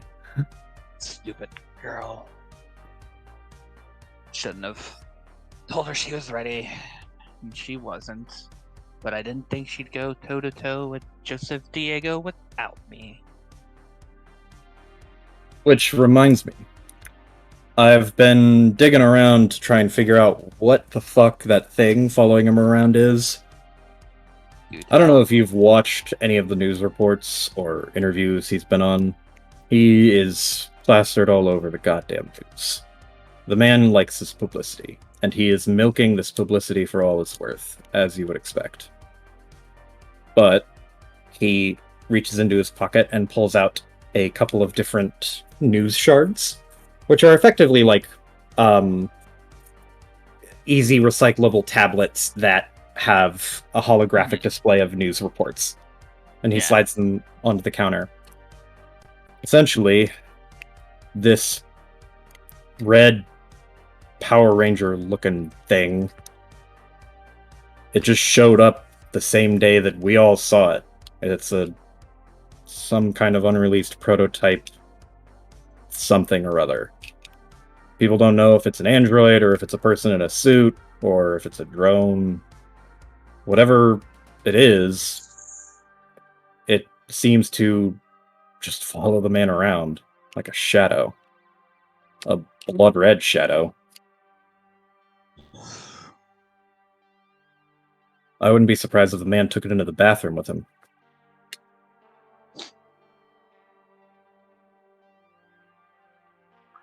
I don't think it's going to be possible to separate him from him in that case. If I was to get close to him, it would have to be seduction at that point. Kaneko nods and just goes, "There's no way he fucks with it in the same room like a clown in a barrel." I would be surprised if he... that's what I was gonna say. He might have a weird kink. He's one of those rich boys. They all got some weird shit. Neon nods.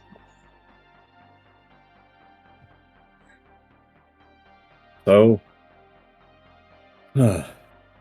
you've been hanging around with this other group. What's up with that? Not that I'm jealous or anything. You know you're the first person I would choose to hang out with, JJ. I know. He takes another confident sip of coffee. But what's their story? Who are these guys? Or girls, I should say.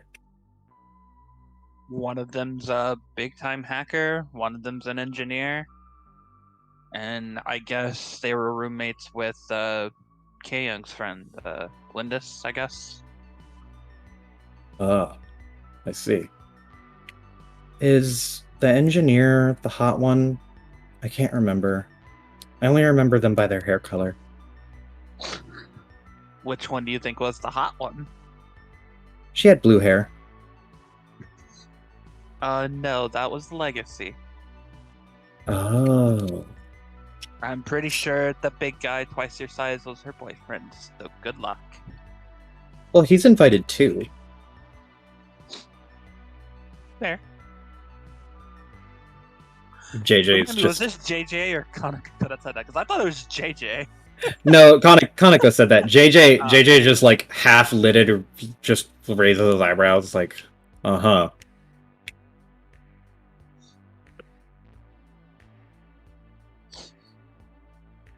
Oh. Good luck, is all I can say. They didn't seem that kinky, so... Well, not yet. But You never know until somebody offers. Fair. Jesus, Kaneko. No, she's right.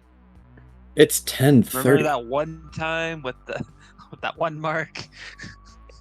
I can't really forget.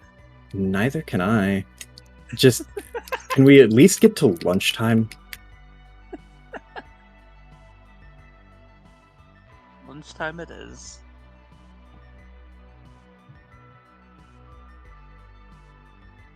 Anyway, if they're friends of, even remotely friends of Keiyang, then they're friends of mine, so we can probably trust them.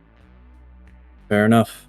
And I don't know about this Lindis person, but Keiyang talked about her, and I do know she died getting valuable intel, so as far as I'm concerned, she's one of us. Kaneko nods and says, well, they're welcome at the bar anytime. Yeah. Truce. Just let them know. One of us will Yeah. always be here. Will do.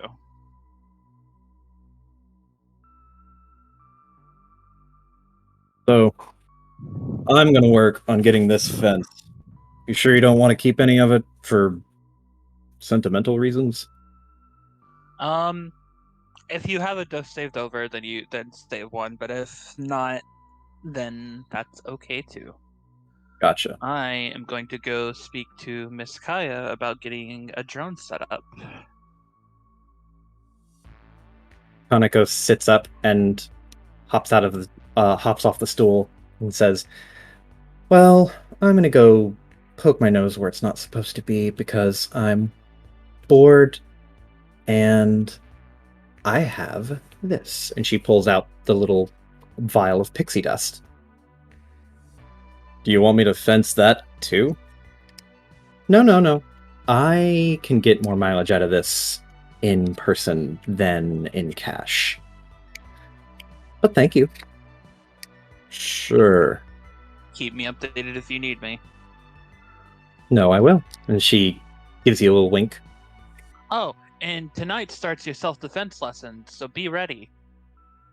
She was quickly moving towards the door and then just hitches in her step and just Oh, you're finally gonna go through with it, huh? I think maybe it's just a good time to start. Well, Yeah, after how many people have I killed for you this time by now? 3 or 4. More than 2. Definitely more than 2. JJ takes another sip of coffee and then finishes his drink and just goes, well, good luck. She's not going to go easy on you. And Kaneko just goes, you could go easy on me. Because we're friends. Bruise on your arm, that's going to be all over your body by the time I'm done with you. She turns around to JJ. Do I have to? Don't look at me. You signed the contract. Now you have to deal with her. And what does that mean? Well, the short of it would be, what do you expect me to do?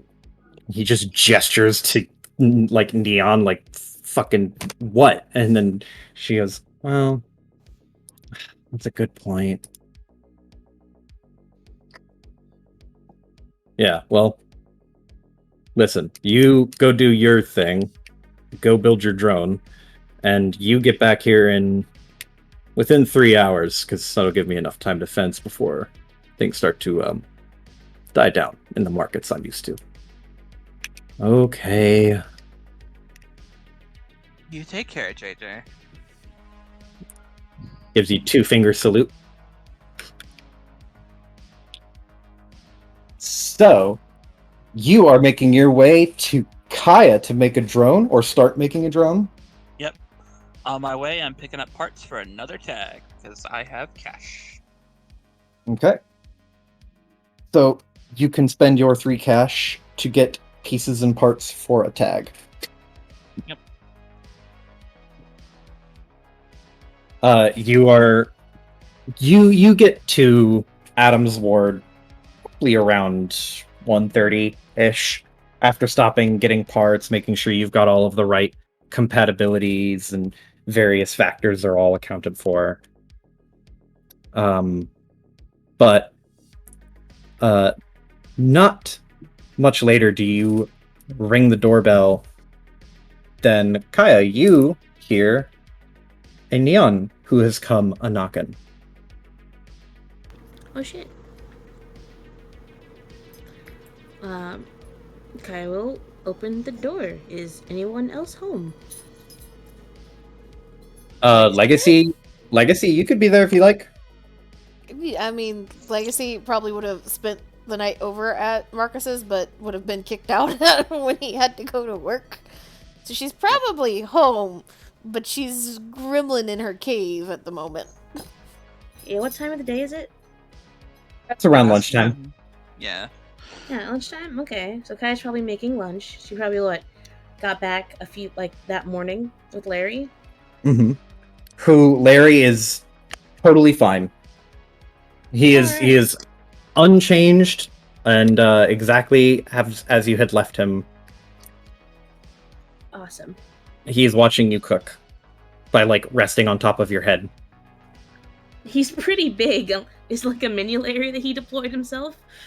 No, so he's not actually laying on your head. He's hovering above your head, but the gesture of getting really, really close so you can tell he's there. Okay. But there's no weight on your head. You just feel like his little manipulators holding the side of your head so that he is still there. Like when you put your hand on top of a dog's head and just rest it there without actually pushing down on him. Gotcha. Okay. Yeah, he's doing that, except it's his entire body on top of your head. Okay. So yeah, no, Kyle fucking turn the stove down to low, whatever she's fucking making, and she'll go get the door. Excuse me. I hope I'm not bothering you so early. Oh, what's up? Not at all. Come in. She steps in, removes her sandals, keeps them by the door. Alright. Kai's gonna quickly close the door and gesture for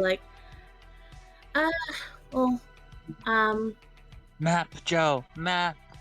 Oh, yeah, I forgot. We do have this apartment. I forgot about the apartment map. Apartment map. Shoo. Okay. Be gone, non-people. Get out. Get out of here. Yeah. So Kai probably lets in Neon and then just says hold on, can we talk in the kitchen? I'm in the middle of cooking something. Are you hungry? Oh. Can I help? Sure, if you want. Yeah, sure. I would love She'll go to the kitchen, where she will continue cooking. What are you making? I mean, it's lunchtime, right? So she's probably... Are there any limits to this, Joe? I mean, not really. You're not going to be making braised duck or some shit because Yeah, no. obviously. But yeah, you can have access to pretty much anything that you would like. It's just going to be a synthetic form of it. Like if you had any type of beef or anything, it would be most likely synthetic beef. Okay. She's probably in the middle yeah. of making probably a stir fry. I'll prepare the vegetables then. All right, cool. Kai will direct her to where everything is. Oh, appreciate you helping me, but what's up? I wasn't expecting you to come over. Oh, well, yesterday, you said you'd help me build up a drone. I brought all the parts with me. Oh, shit. Yeah, sure. Do you know what you want it to look like? I was hoping to build it for reconnaissance, so improved eyesight, ability to night vision, thermal, being able to alert me if it sees things, that sort of thing. Well, I can probably see what I could do, but I meant more so the overall shape, because some of them come in... Some people want them to look like... I made a couple Robo Dogs before. Some of them look kind of like Roombas, and other ones are flying ones like Larry here. Gestures to Larry. Larry Something- gestures to you back. Something sleek would be preferred, and the smaller the better to avoid notice. But work Yeah, within your cool. capabilities. I'm not asking a miracle. All right, yeah, sure. So like, what kind of pots you get for it? She sets down like 3 bags, or points to the 3 bags that she had carried in with her. Oh, fucking eye So- sheen. Yeah, looking at the various components, you can see there's not really any chassis pieces. This is all mostly internal and functional, with the handful of like chassis covering that comes with it, right? And that would be the equivalent of buying like a motherboard and it has a pre-made heatsink in it, right? You Mhm. can use it, but you're probably gonna use one that you bought separate. Yeah, Um, that she like made separately. Yes. So there's all of the different components to all of the various reconnaissance-based drone parts, and effectively the pieces of each tag. But most of the exterior would be free to design from your end, because it would be.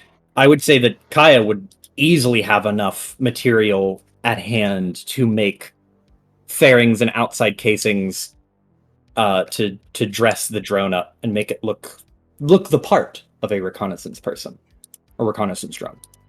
Hell yeah. All right. So like, all right, can't wait to get into that. Blow the pods. Probably just, yeah, I've got enough laying around. Make my own chassis and all that, since the bullshit that comes with it is just fucking awful. Breaks off in like 2 weeks. If it's exposed to any kind of conditions. Perhaps I should have invited you shopping with me. I'll remember that for next time. Yeah, sure. This is my fucking bread and butter, honestly. But she's gonna like flip the fucking food in. Most important question. Um, I'm not gonna do this for you unless you do this one little thing. Okay. What are you gonna name it? Name it? Yeah. Larry leans down like so that his face is in your field of view, Kaya. And he just goes, Larry.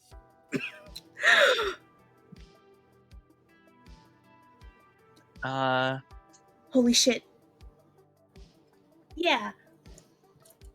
Sorry, like Kaya's just like containing her excitement. He just fucking said his name. Spy bot? Question mark? Well, like, it could be that. Or you give like a personal name. Like I named Larry. I hadn't considered giving it a name. Yeah. Could be anything. Like what?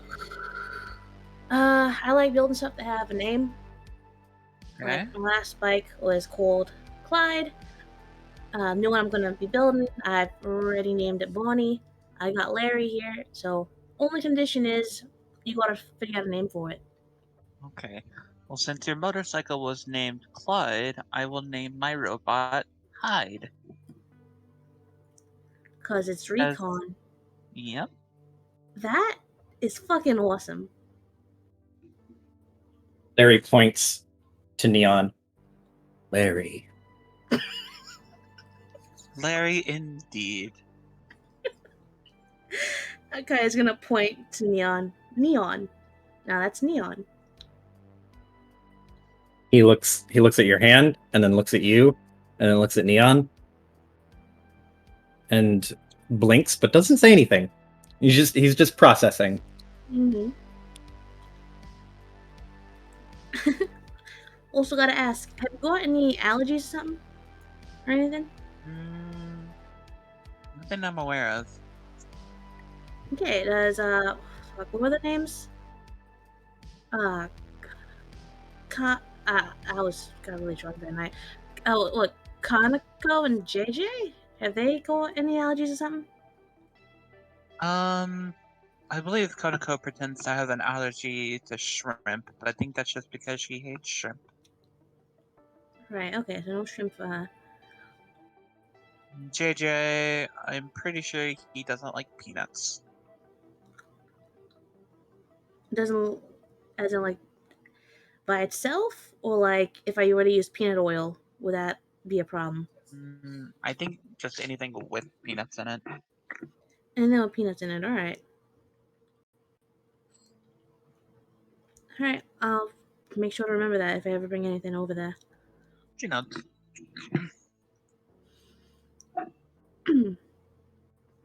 um. So like, it's a recon drone. Yep. How soon do you need it? There's no major rush on it. I would like it soon for my next job, preferably before the Tetsuo stuff that we're about to get into, but beyond that.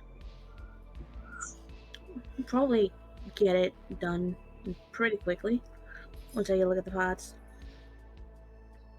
So, what are the different tags you want, and what do you want the drone to be able to do? You want it to ones fly? that I purchased on it, because I've been spending my money over the past few sessions for it, is automated, improved recording, and flight. Automated. Okay.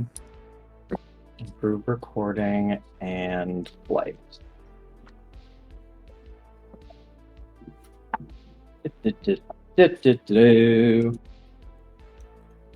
Mm-hmm. Oh yeah, she doesn't have access to the operator tags. Yeah. Yeah.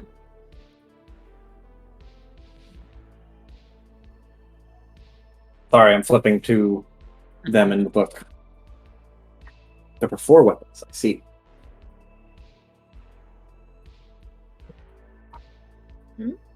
Okay. So, sensor. You could have a flying drone, but you want it to be optimized for stealth. So you would probably want to make it something that isn't just basic quadcopter technology, but you don't have the materials and such to make something like Larry, where Larry is a very, very complex system of magnetized shells that kind of move like tectonic plates underneath his outermost layer, which is how he's able to fly and rise and lower himself in most places, because the whole station is fucking metal. But you could do something like that. It would take you probably twice as long. You could make something with quadcopters. It would probably take you about a week to make something that is sufficient from scratch. And the other tags, getting the improved recording equipment, was that going to be the equipment that you had already and you wanted to integrate it into the drone? That's when I bought it, when I got the tags for it. That's the one I chose with it. Okay. I'll tell you what I'm planning for this in case you think different tags. Basically, I want him to be able to take like long-range pictures and videos, and I chose flight for better movement capabilities.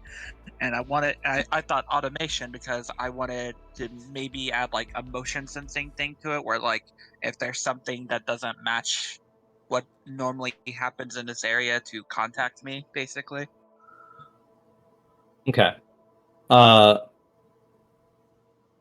I would say if you wanted to make something like that, you would have it completely done if you worked on it basically if you worked on it, Kaya, 5 days a week. You would have it done in 3 weeks. Oh boy. Okay. Which the Tetsuo thing is like 2 months away. Oh, okay. Okay. So we've got time. Yeah, but Kaya's got 2 other projects going on.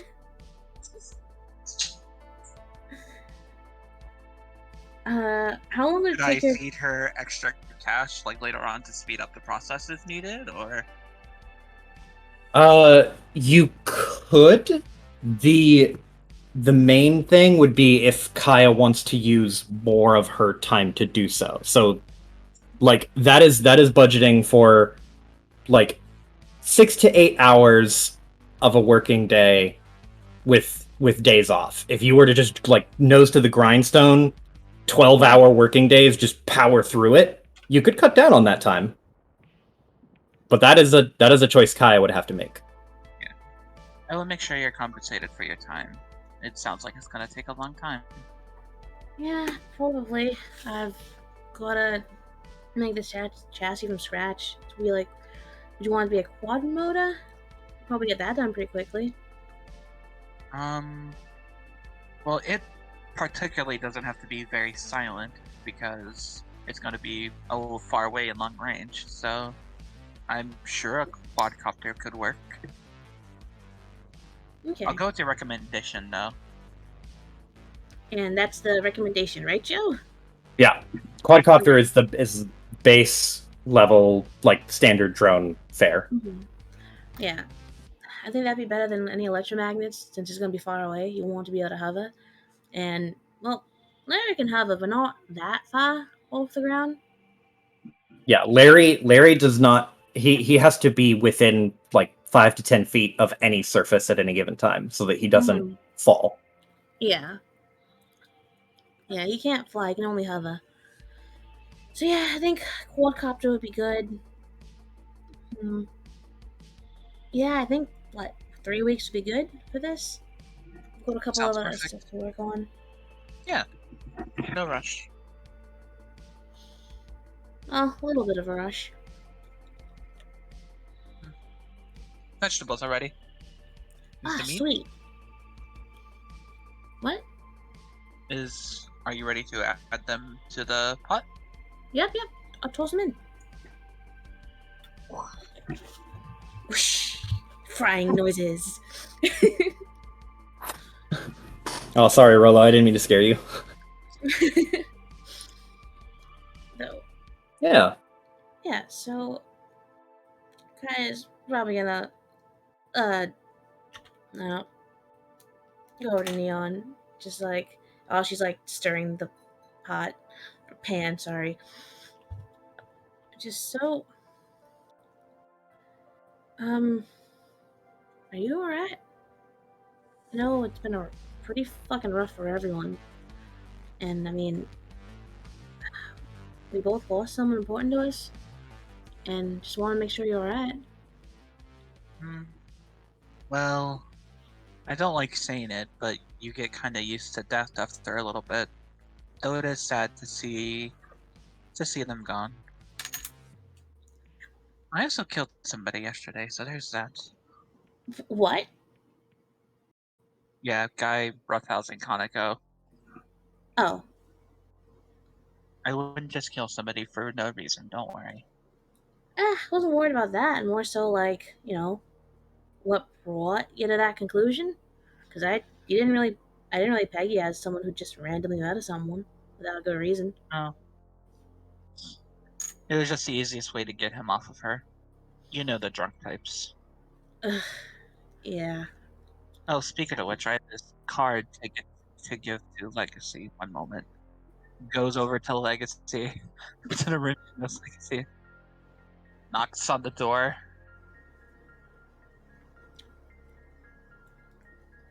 Knocks on the door. Talk to me when I'm away from my computer. Shh, give me a minute. I can just come in. I just need to give you something. I think that was Z. Oh, okay. That was Z. It sounded a lot like Legacy, though. Z is really in character. Yeah. She just like shuffles over to the door. It's like full on giant ass like fleece hoodie and slippers and shit. Like just cracks it open, blinks, leans around Neon to look at Kaya and make sure Kaya is like okay with this. Yeah. First, she hands a bag of Red Bull to her. I was told this was customary tribute for you, for your work. Immediately a little bit more focused. Just like, 2 hands, grabs the bag. Yes. Turns around, heads into the room. And here is the chip I took from the guy yesterday. She'll set down the Red Bull and come back, take the card, kind of look at it for a second. Well, okay, yeah, yep. Got it. Okay. I will leave you be. Legacy, you're having this conversation with Neon, and from behind Neon, you see Larry float over towards the doorway, and he is carrying something in both of his little manipulators, and he floats down and then offers to you a broccoli. Offers to Legacy a broccoli.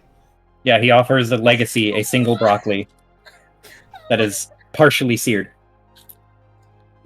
She just kind of blinks at it and slowly, with the other hand, takes it with like 2 fingers. Kaya, your robot's stealing shit from the stove. What? No, he'd never do that. He just handed me a charred broccoli. He floats back up, and Neon, you can hear him say, "Recon." Neon cracks a slight smile at that. Your drone is quite clever. Yeah. Good job, bud. That's recon. But try not to take it from the stove when I'm cooking. I don't want you to burn yourself. Your manipulators can't take that much heat. He clicks his manipulator. You've got sauce on it. Hold on. Kaya's gonna take out a fucking fuck it. Kaya's gonna take out like a little like baby wipe. Like a fucking wipe. like a disgruntled mom wiping her kid's face. Yes. Yeah, just full on the fucking mom friend. She's like, yeah, she'll take that out. And just like, all right, hold on, give us me. You can't touch the stove, bud. And she'll like clean that off. Just slowly eating the broccoli, like steps outside the doorway watching this from her room. Oh, like lunch is almost done. Probably like what, 2 minutes? You're gonna regret giving him a brain. He's gonna keep picking up shit. Well, look, he's learning. We gotta, teach him. I mean, so far he's only like what, stacked the empty Red Bull cans and now stolen broccoli. After you wipe him with the little wet wipe, and he takes it in his manipulators and like turns it over and looks at it, then he'll fly that manipulator or like slowly bob over towards Legacy, and then he will get really close to Legacy and then toss it onto the broccoli. Isn't she eating it? Mm-hmm. It's a one piece of broccoli. Oh, She just like stares at this like stem of broccoli that is now covered by baby wipe. Just slow sigh. Looks back up at Larry and points at him. I am going to fix that brain one day. You're not fucking touching him. He points to the baby white broccoli stump that you're holding. He goes, "Sauce." Kaya! What? What's going on? He thinks baby wipes are sauce. What? Turn around. He turns and points to the baby wipe covering the broccoli and looks at you, Kaya, and he just goes, "Sauce." That's baby wipe. It's used to clean up sauce, but you don't put it on food. Neon He moves gets- one of these CPUs on the top and like sits on the stack cross-legged. He looks like a little bit more like distressed, and he just goes, "Sauce!" and points emphatically to the baby wipe. Kaya is going to take a little bowl that had the sauce in it and gesture towards him and like gesture towards the liquid. This is sauce. Baby wipe He cleans up sauce. he floats back down to the baby wipe, and then lifts it up and points to the broccoli, and then points to the baby wipe and just goes, "Sauce!" and puts it back on top of the broccoli. You know, Legs, we're just going to take it one step at a time.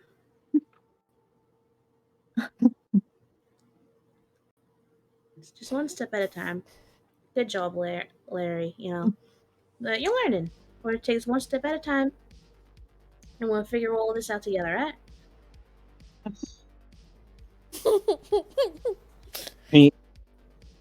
He like gets this really determined look on his face, and he'll float over to you, look into the skillet where there's sauce, Mm-hmm. and he will grab a broccoli. Is the skillet totally empty now? I would say that Kaya has served up 3 plates. Okay, so So it's there's it's a little mostly bit. empty. So it's mostly Um, empty. He floats down to the skillet and pulls a tiny broccoli from it, like one of the little like fledgling broccoli heads, and he Mhm. points to it and like shakes it, wiggles it around, and he just goes, "Sauce!" And then he points back at Legacy to what you assume is him pointing at the baby wipe.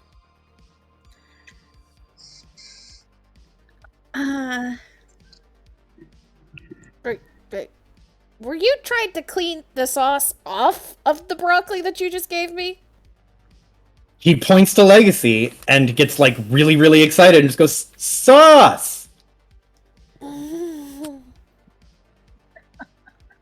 Oh, Bud. Well, Legacy is currently throwing away baby wipe and stem of broccoli.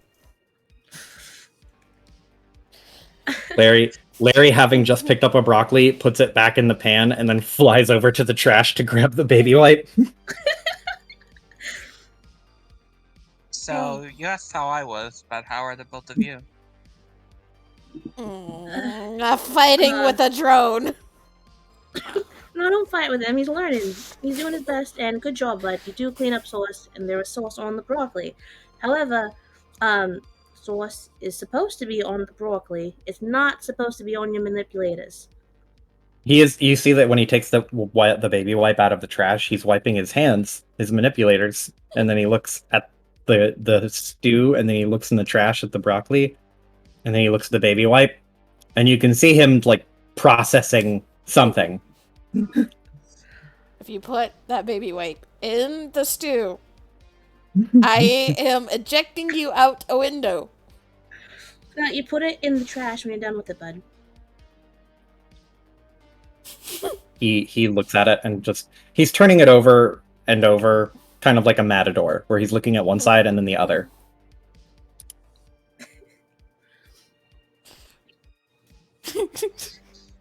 Just kind of just waiting with like bated breath, or just like, put it in the trash, Larry.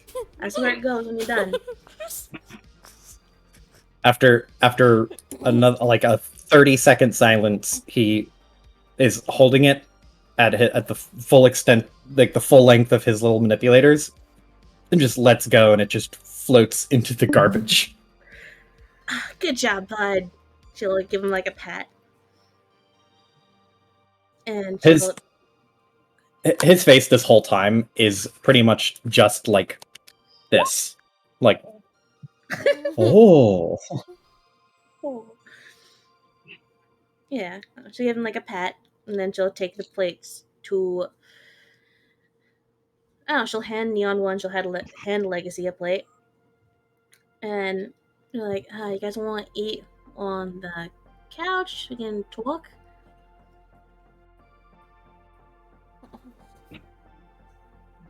So look back towards her cave. There's like longing look. You can always eat in your room. Shuffles towards the living room.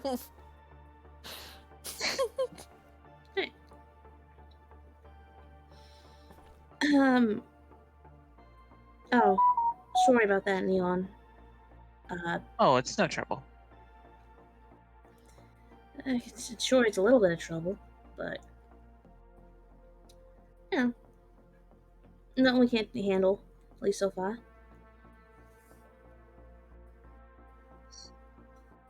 Will you be able to cover this place okay?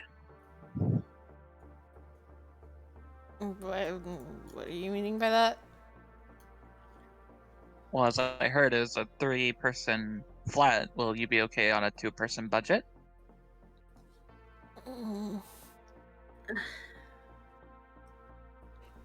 Legacy grimaces slightly and just kind of like scratches the back of her neck.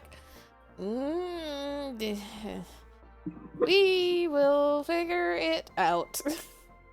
We make okay money. It's just gonna get tight. Yeah, we'll figure it out. Well, if you need help, the bar is always open to you. Thanks, I appreciate it. It's no trouble. I mean, we're all in this together now, so... Yeah.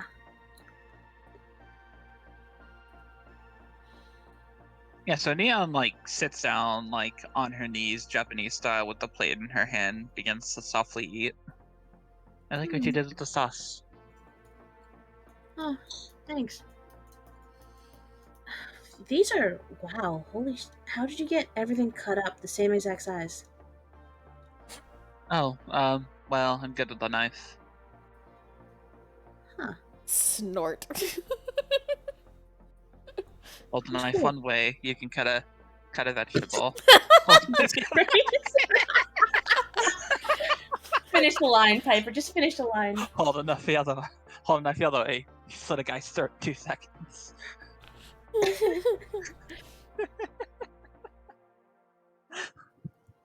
Didn't realize that. Guess the more you know, huh?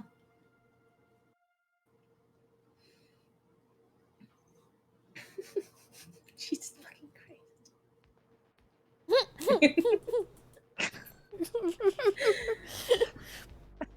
Jesus.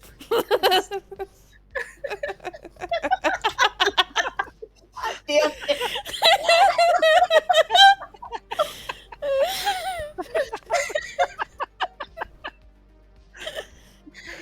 Is leverage canon? Like, does that show exist in this universe? No. Nope. Okay. No, I mean, you guys are the show. We are leverage.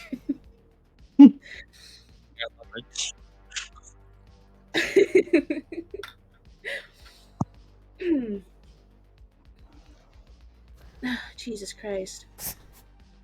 Oh. Just fucking you say that. Just ignore that that's a reference for a second. Is that what you did last night?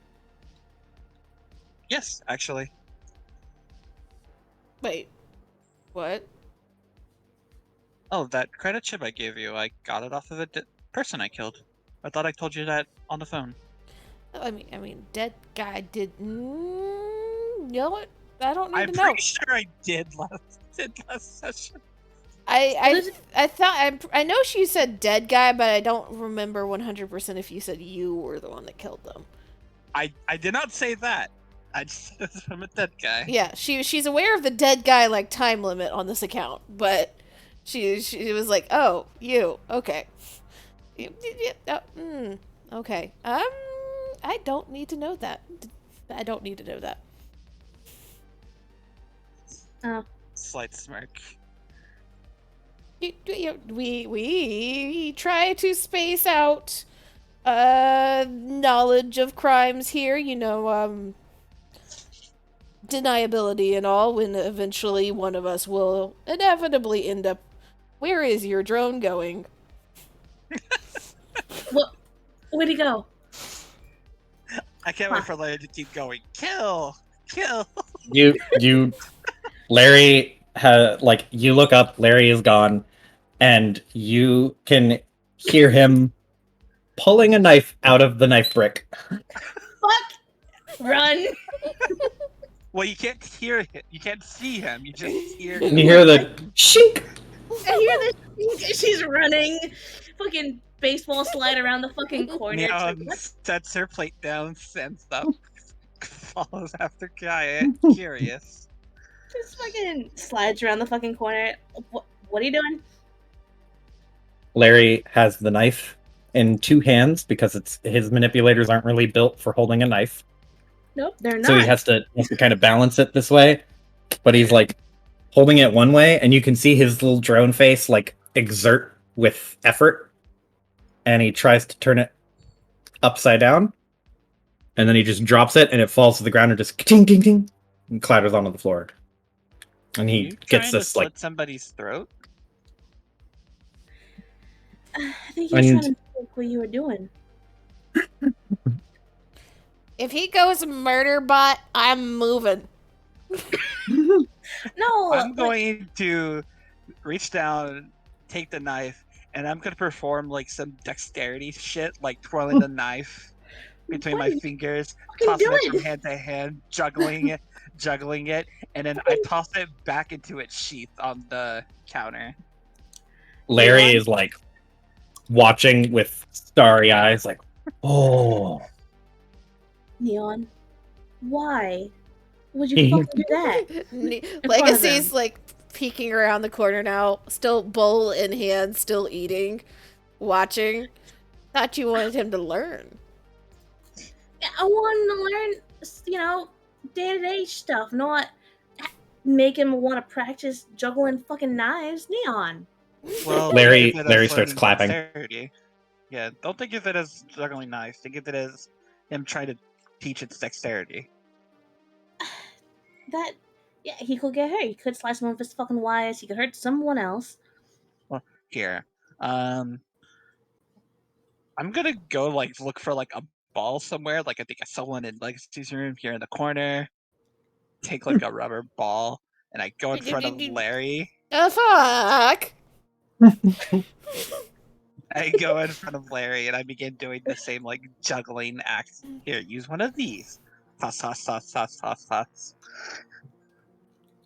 He takes it and then just looks at it, and he holds it and does that thing where you turn an object around in your hands, and he's observing all different sides of it and just looking at it.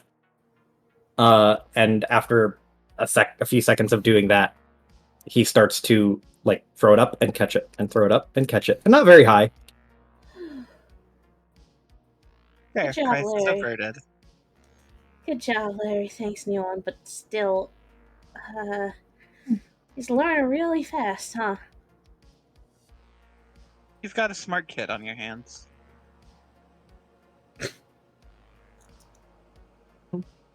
Goes back over to her plate. Yeah, he's not a kid.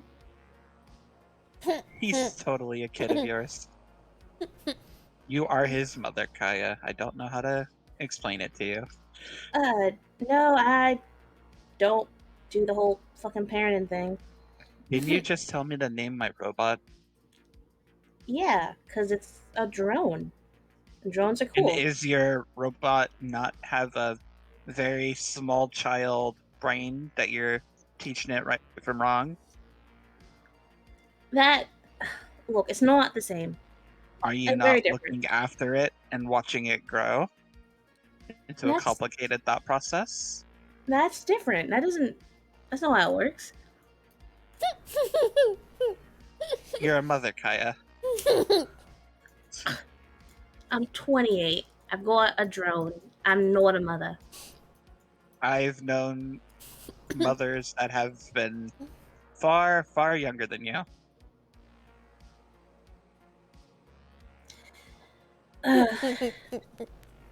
Legs, really? Tell her she's You wrong. take care of Legacy too, from what I understand.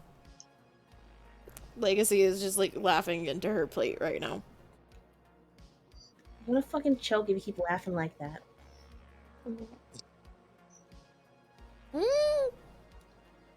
So, Even Neon's starting to give like a stifle a giggle at this point.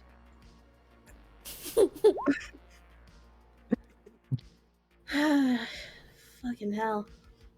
Kaya's gonna pick up from the coffee table a little mug of coffee and take a couple gulps of it, like a little like to-go cup.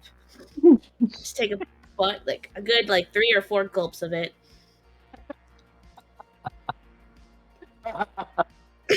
sorry, that one's not spiked like it was last night. Still What? feeling the hangover. I'm not fucking hungover.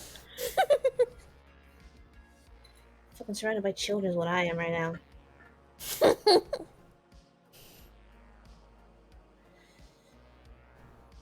Jesus fucking Christ. Look, what, you know what? Whatever, alright? Fucking. Yep, I've not. Congratulations, Neon. I've not seen her flustered in quite a while. Not like this. Just gonna flip off Legacy. Larry holds up a manipulator. It doesn't have fingers, but he just holds it in the same gesture as Kaya's arm towards Legacy. Kaya is gonna like flip Legacy off, just take a sip of her drink, see Larry doing that, and just sink onto the couch and facepalm. Legacy is like observes and then smirks. Hey, can't wait for you to form full sentences now. That's not gonna be fucking good, huh?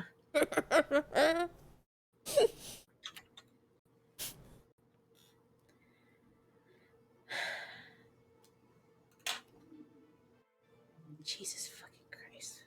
2 of you are gonna fucking be the death of me, aren't you? If anything, I'll be what saves your life. You. We're going to be going into danger soon, are we not? Right. That's right. Jesus Christ, what the fuck has our life become, Legs? Well, I mean, it has gotten much worse, but to be fair, a better half of this I was doing already. Alright then. Sorry. What the fuck has my life become?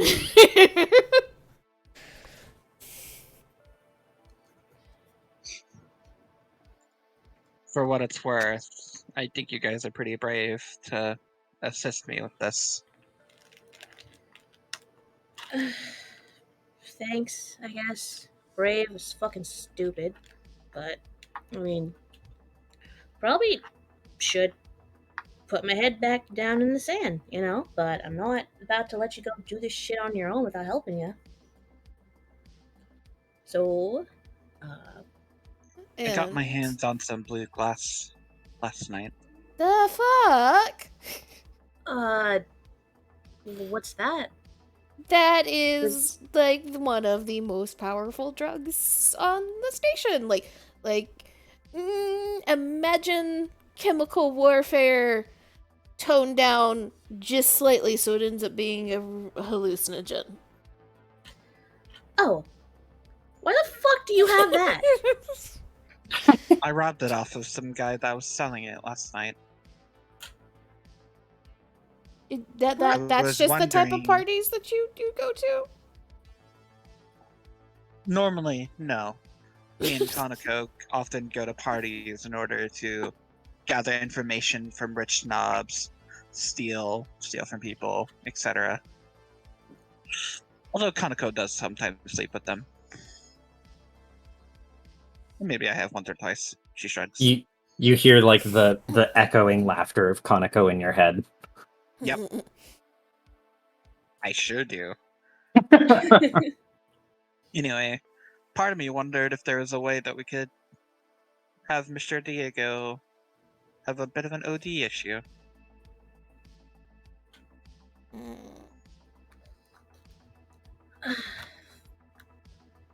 Legacy just looks very thoughtful. Kaya looks horrified, but the way that you said that just sparks an engineering issue in her mind, and she is unfortunately thinking of trying to think of a solution. Let the murder plotting squad commence. Just like, oh, I mean, like, what the fuck is it? Like, It- it's just a piece of glass or something? It's It's a essentially powder. But generally, from what I know of it, I've never actually seen it. It's inhaled, and you inhale enough of it, you go on a very, very, very long trip. It's kind of not fun trip. And if you inhale a little bit more, or... And there's like a pause. What if it gets into the bloodstream, Joe? If you inhale it, that is the fastest way to get high. If you, aside from just like straight injecting it, as a like a distilled liquid in some form, if you inject it as a distilled liquid, it will drastically slow your heart rate, and you will get very, very nauseous, like an extreme vertigo, dizziness, seasickness. Typically fall unconscious. Like the vertigo feeling is so intense, and the hallucinations. It's less of a hallucinogen when it's injected into the bloodstream, Mm-hmm. and more of a very, very intense, like it's almost like a violent seasickness that'll knock someone either totally on their ass, sending them or like sending them into like a total just stupor of semi-consciousness and vomiting, or they're just gonna pass out and their heart will slowly stop, depending on how much they inject. Gotcha. And the same thing would happen if you were to eat it in any way. It would be less intense than less if you intense injected it. and longer because it would take some time to circulate into the body from the stomach. Yes, there are people who have eaten it in very, very small doses to get that sort of wobbly, seasick feeling without the vomiting and very, very light nausea.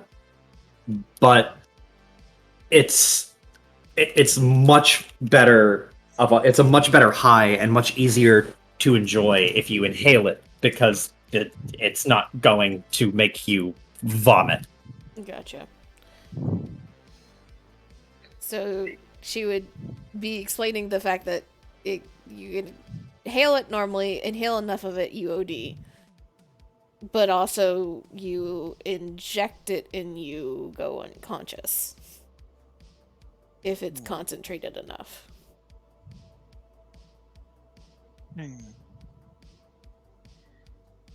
How the fuck did you get what?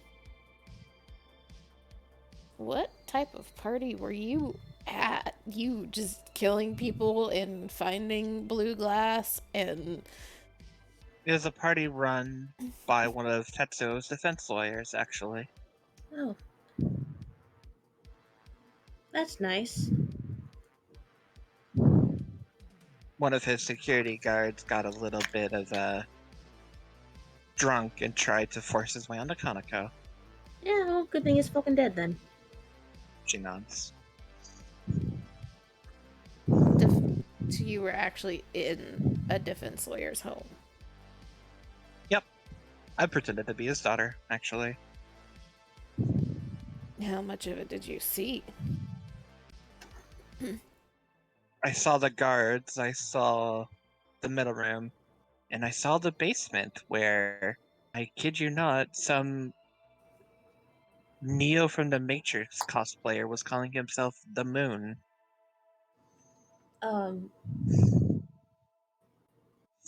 What? Black trench coat, black shirt, black pants, black shoes, and sunglasses indoors. Oh, I don't know what the fuck you're referencing, but that sounds awful. I mimic like some of the stuff he said and like roughly his tone. Ty's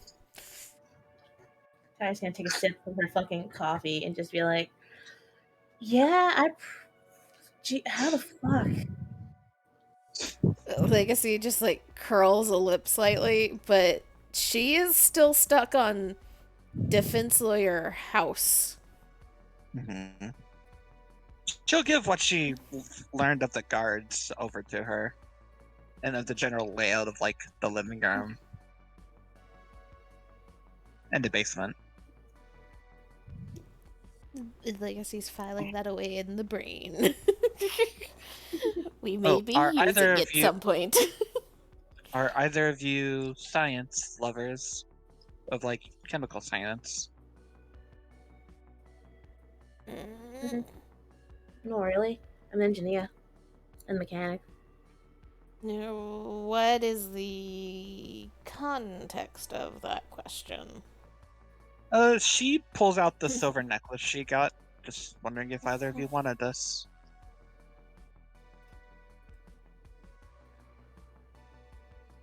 Wait, what was the importance of the necklace? I forget. It wasn't it's- important. It's just It's just a like vague representation of an atom Oh, gotcha. in sterling in a stainless steel.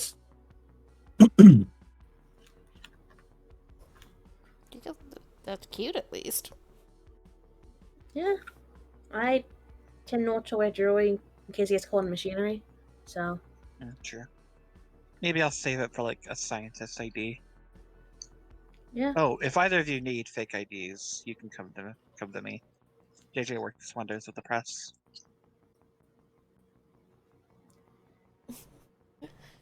So, question, Joe. Uh-huh. As far as IDs go, I know there's like physical IDs that still exist here, but are there also like scan chip IDs at this point? There are scan chip IDs, and there are fake versions of those. They are more disposable, though. They would be the type of thing like you scan it, and then the machine is immediately convinced that you're a legitimate ID, but it basically is transmitting like a dummy signal to the machine. If you were to scan, for example, a fake ID at some event, it would register as good.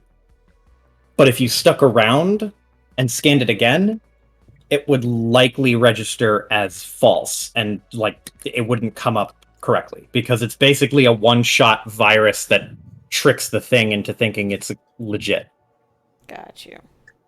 That is the scan ID though. Fake IDs that are just like for the purposes of being visual are they're as good.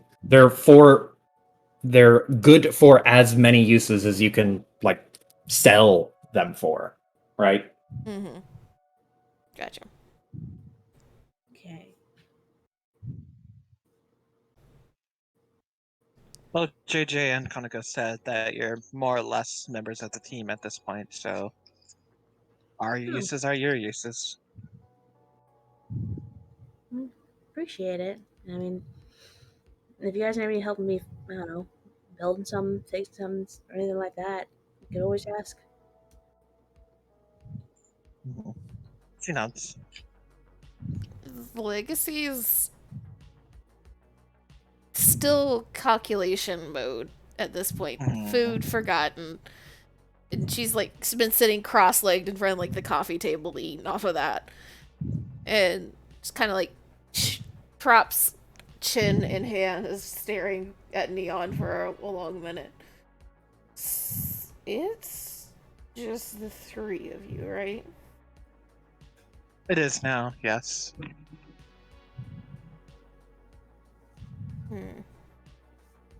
So you are Knife Girl. Kaneko flirts with them and JJ makes IDs? makes IDs, and he's a fence as well. When it comes to the underworld, he's a jack of all trades, more or less.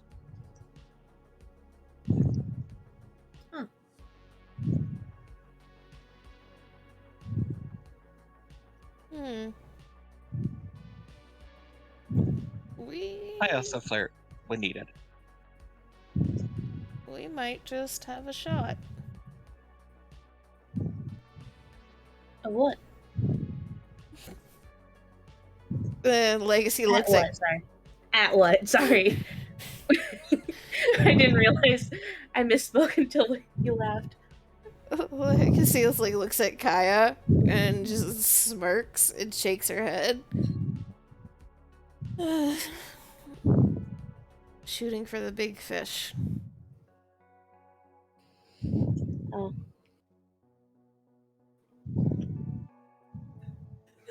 Larry quietly. Fuck?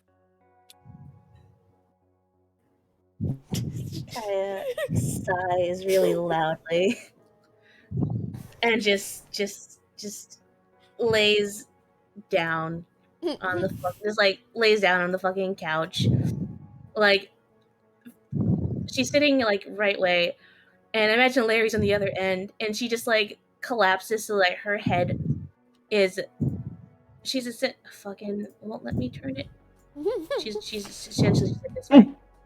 It's like just lays down on the fucking couch. One leg still like over the arm. Oh yeah, leg over the arm. Like, oh my fucking god. Larry puts his manipulators on the sides of your head, like where your temples are. And then he just kind of hits there for a second, holds your head, and goes, "Fuck."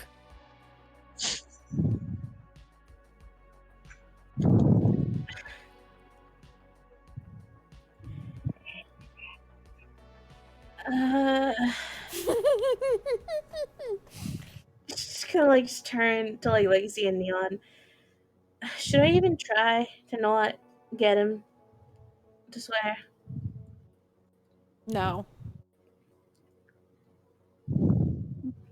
That would require me to not swear, and I'm not going to do that. Remember Same. that part I was talking about a mother? Kaya is gonna flip off Legacy, Legacy Neon. Fuck off.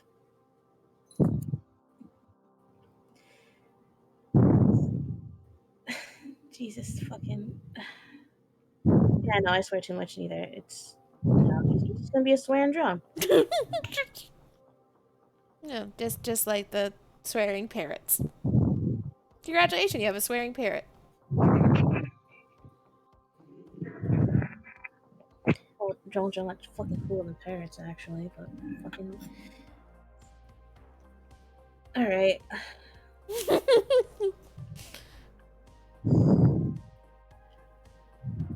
He gets this angry look on his face, like kind of like frustrated, and goes, "Fucking." Legacy just smirks and looks back at Neon and arches a brow. So,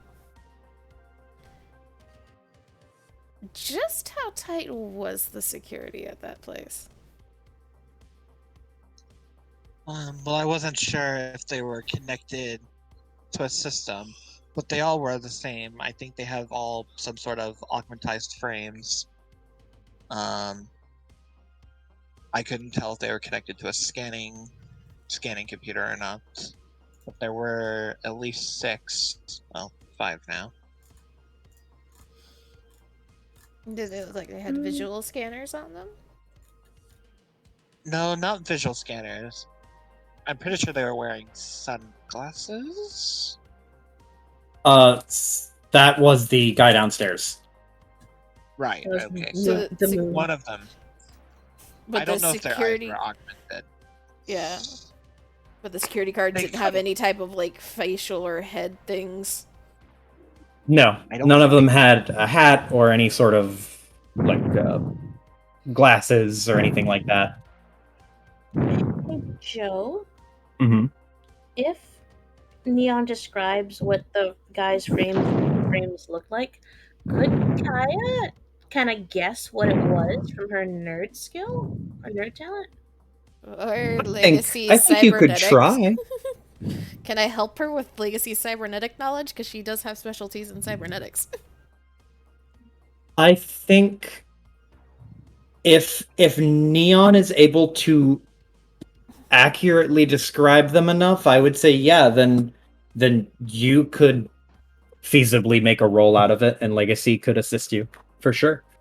Yeah. Well, I mean, like Neon already basically did describe them, so you can make a roll for it I'd like Advantage. to, with advantage. I'd also would I be able to boost this? Yeah, Yes, boost it, why not? you can boost any roll, so long as you have an ability that provides a boost.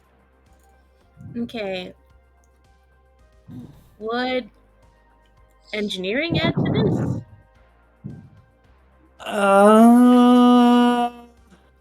Electrical Not engineering? not engineering, but you have the station worker thing, right? Yes. Something like Station that? infrastructure.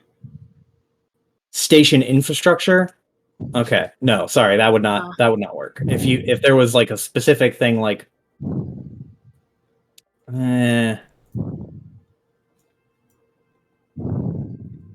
engineer. Tomato. Tomato?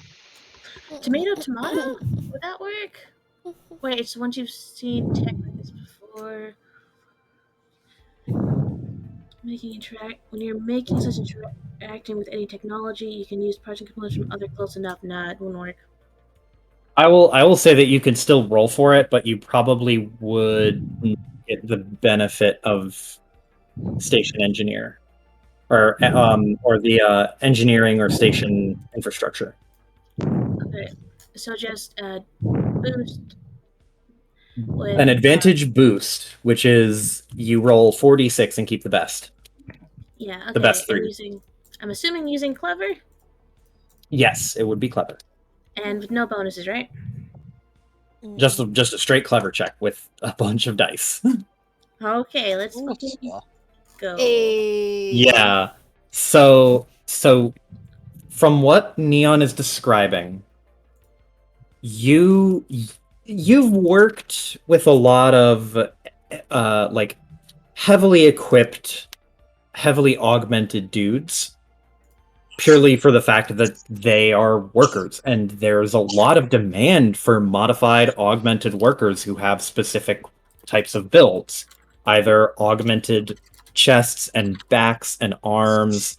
There's a specific need for androids or people who have augments that allow them to travel on the outside of the station for space. There's all sorts of like desirability for working enhancement suites, which can be helpful for having like a drill installed on your arm instead of a hand or a swap out sort of thing. From what you're being told from Neon,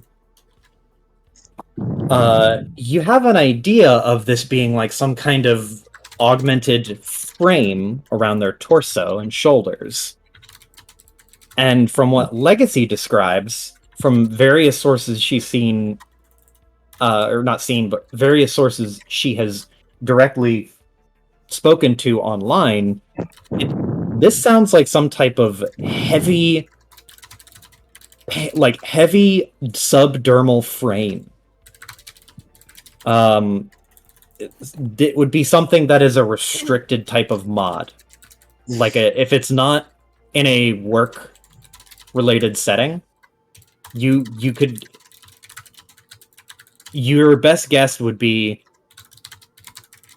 a subdermal mod that is meant to increase their durability and strength, like just broadly.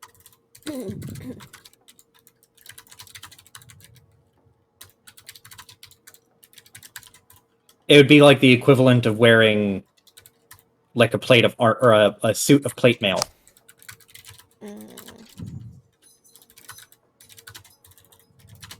Okay. And actually, I will add this in there too because you have a medical specialty.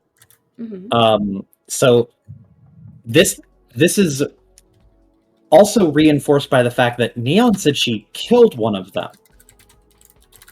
And she killed him by stabbing him. So, realistically, this is a type of dude who, if you stab in the right spot, their armor isn't going to protect them.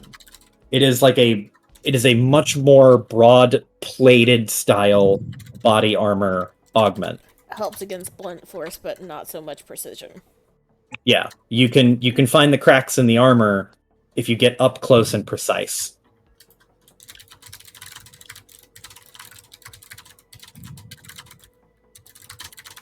Okay. She'll relay all of this information. Are you wanting me to go back there? Do you think you can? I was disguised when I went in, so it shouldn't be too hard. Of course, there's not going to be a party there, but probably get onto the roof or something. Easier if I had help from a well-known hacker. Well, you see, this kind of smirks. It looks at Kaya. And an engineer. And possibly extra muscle. Oh. Look, I've got a bike to fucking build. I've got bracelets. I've got a drone to build. Are you sure you guys want to fucking do this? I'm this always is- going to fuck over Tetsuo. If this is a defense lawyer for Tetsuo right now, he is one of the most popular people at the company. Are you thinking kidnapping or information heist? Legacy just kind of there. She goes from this calculation to small grimace. She's like, I can only ever point towards information. People are not my strong suit. And she just kind of does a vague wave, in Neon's direction, kind of like a, you figure that shit out if that's what you want to do. Do I need one of your shard cards to connect to their computers then?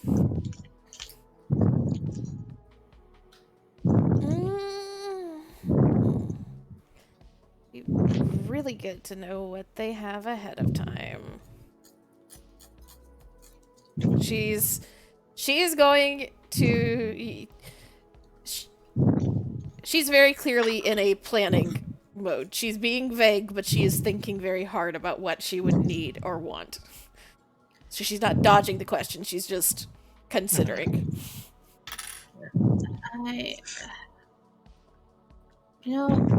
Kai at this point is just gonna be looking at Larry. He's still there? Yeah, he's still there. He stopped holding your head though. He's just sitting on the armrest of the couch. Yeah. She'll look at him, just I just wanted to make lunch and then get started on the bracelets. That's all I wanted to do today. Well, He touches the top of or he puts a manipulator on your forehead and just goes, "Fucking." Don't feel pressure to join us. I don't want to force your time. I can get JJ to come help if we need muscle. Yeah, I feel like Lockhart would be someone to call up if you want muscle. Be an engineer, you call me. Yeah. Legacy nods. Well, that's what I was thinking as far as the muscle, because whether she likes it or not, she probably wants to get away from Mengeti after a certain point in time. Kaya just fucking snorts so fucking loud. Would you like me to call her up? Sure. Sure. Flips out her smartphone. Lockhart, you get a ring, ring, ring. Yeah. We can what? invite over for dinner night. Have a stay over. Piper, can you adjust your mic really fast? Ring, ring, ring, ring, ring, ring, ring. Lockhart phone. Boop-a-doop-a-doop-a-doo. Hello? Okay. That cut out all the way. What? How do you feel about fucking over Tetsuo today?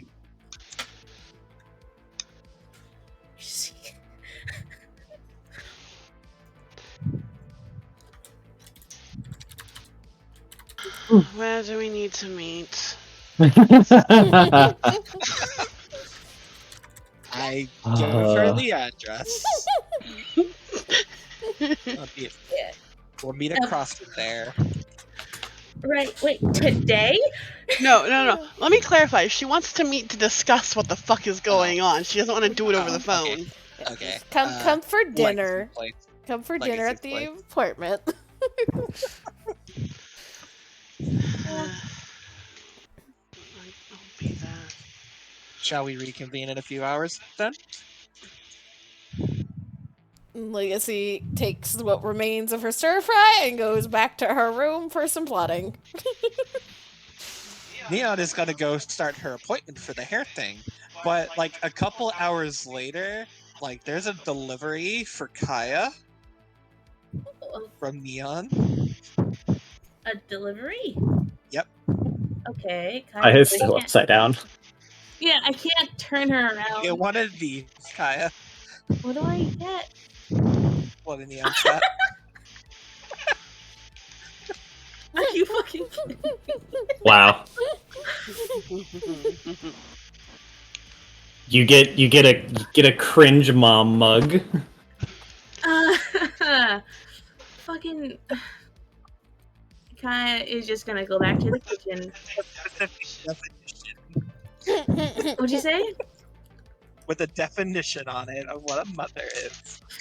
She's gonna go to the fucking kitchen. She's gonna like fuck God fucking damn it. She's gonna wash the mug and put it on the fucking shelf on the drying rack. And then she's gonna fill it up. And then fucking go into her room to start working on her drone, her Neon, while sipping her coffee from the fucking mug. It's like, oh fuck, I should really fucking throw this out, Larry, you know, but it's a 20-ounce mug. Larry, Calculated. Harry, like looking at it. He's taken the ball and he's holding it between his manipulators, and the ball is touching your head, and he is floating as if he is lifting himself by the ball on top of your head. And you tell him that, and he just goes, 20 ounces. 20-ounce mug. Fucking, she knew I'd use it. Fucking 20 ounces.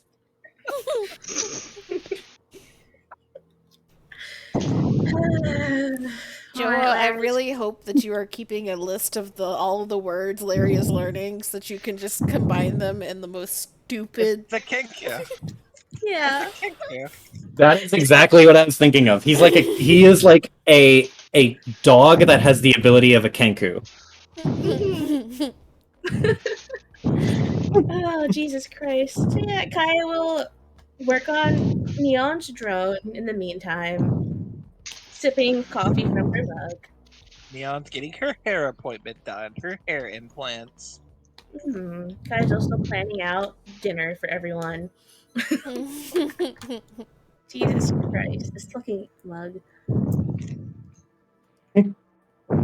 So, if you are going to have Lockhart meet you later that day and discuss some stuff, we can pan over to Lockhart and do some Lockhart stuff. Yay, Lockhart stuff. Don't break my boyfriend. Don't do it. What? Do it. Do it, Anakin. Don't break the boyfriend. Do it, Anakin. Just Execute Order 66. He's a golden retriever. He's a sweet boy. Break him. Okay, don't break him? Destroy his spirit.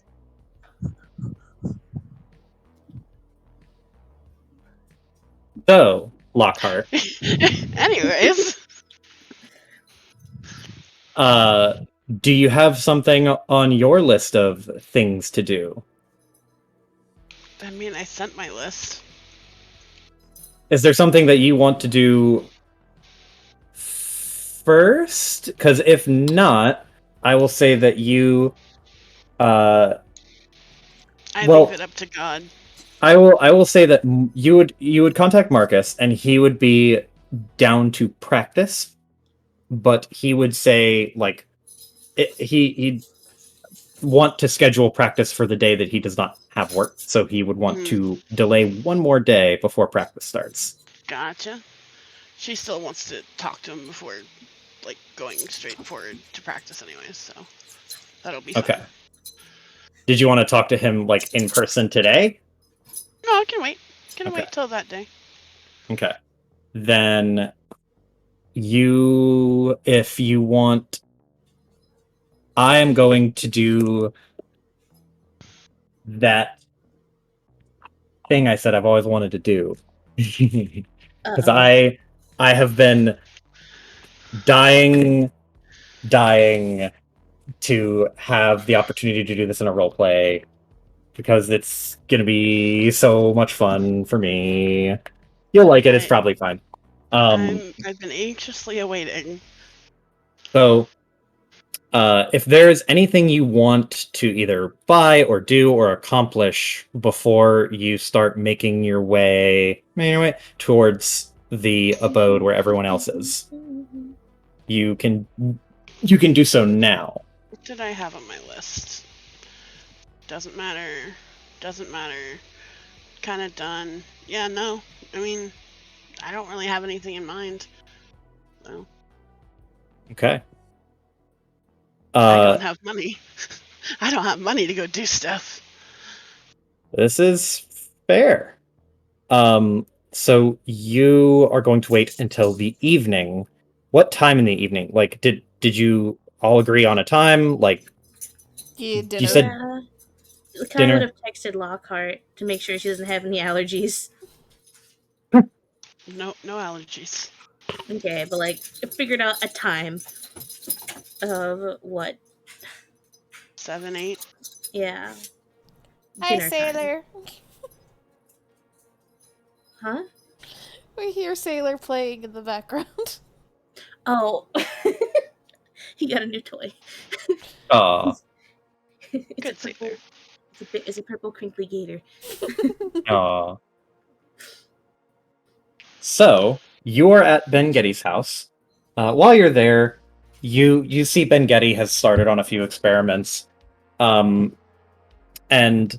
just as you're about to leave, you would hear someone at the door, and Ben Getty would actually, surprisingly, hurry to go see who it is. And when he gets there, it opens, and you see none other than that one really quiet gamer boy whose name was like Michael? You think? I don't know if Lockhart has a good memory for names and faces. Yeah, she has a decent memory. So yeah. Yeah, but you see Cosmic. And he has a backpack, he's got he's wearing like a typical like boring standard clothes, just cargo pants, sneakers, and a red long sleeve shirt with his typical glasses and kind of messy hair. But when Ben Getty opens the door, he waves, and Ben Getty says, "Great, finally. I have been waiting to try this." And he turns around and sees you, Lockhart, and goes, hi, I'm going to be working with Mr. Cosmic here for a little bit, and I've got some cool ideas, but I had a request, and I think you'd be better at this than me. You don't have to do this, but it would probably go better if it was you. essentially, with the group of Kaya and her friends, and you and Cosmic waves at you. I think it's about time I started investing in a little bit more. And he gestures to the stairs, like down where all the living areas are. He goes, just more like stuff, so that there's more things for other people to do. Oh. So now it's important then. Listen, do you want to help me or not? I don't mind. Just saying, I told you so. I am going to pretend like I didn't hear that. And he turns to Cosmic is just watching this, like, totally not uninterested, but in the same way that like a kid who watches two adults talk about an adult thing, just kind of like, okay, cool, just vibing. And he looks around the lab and says, if you happen to see anything while you're getting groceries or whatever, like dinner stuff or like a table, just let me know. I've got some cash set aside, and we can make this place look more presentable to other people so that nobody will complain. Like, so that nobody will feel uncomfortable. She smiles and chuckles a little bit and like, of course. So, do you need me to do this now then, or? Well, just, like if you find time and you see something, just let me know and I'll order it. Well, I'm actually going to be meeting the others. Looks at watch. Soon, so you probably won't see me for most of the night. That's fine. I've got stuff to do. And he hooks a thumb towards Cosmic, and Cosmic waves again. Hey. She nods to Cosmic in I acknowledgement. really wanted Cosmic to go, I'm stuff. Oh my god. No. Cosmic is not clever. So Ben Getty, he like puts his hands on his hips and just goes, "Well, cool. I guess safe travels then. I'll be here. Try and stay out of trouble. I'm gonna be fine. I'm inside my house. You're the one who's gonna walk on the streets." She smiles and waves and walks out the door. You can't, like, at your back, Cosmic waves. Okay. So, roll me a D100. Ooh.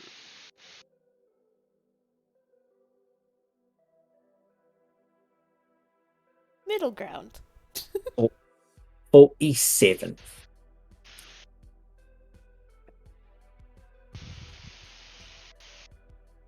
I'll be honest, the curiosity is killing me here. So, from Ben Getty's house, you end up walking a pretty good a ways to the public transit area. I have a car. Oh, you have... That's right, I forgot you had a car! Yep. God. Then... Everything he just planned went out the window. I kind of did, but that's fine. You get pulled over. No, that's fine.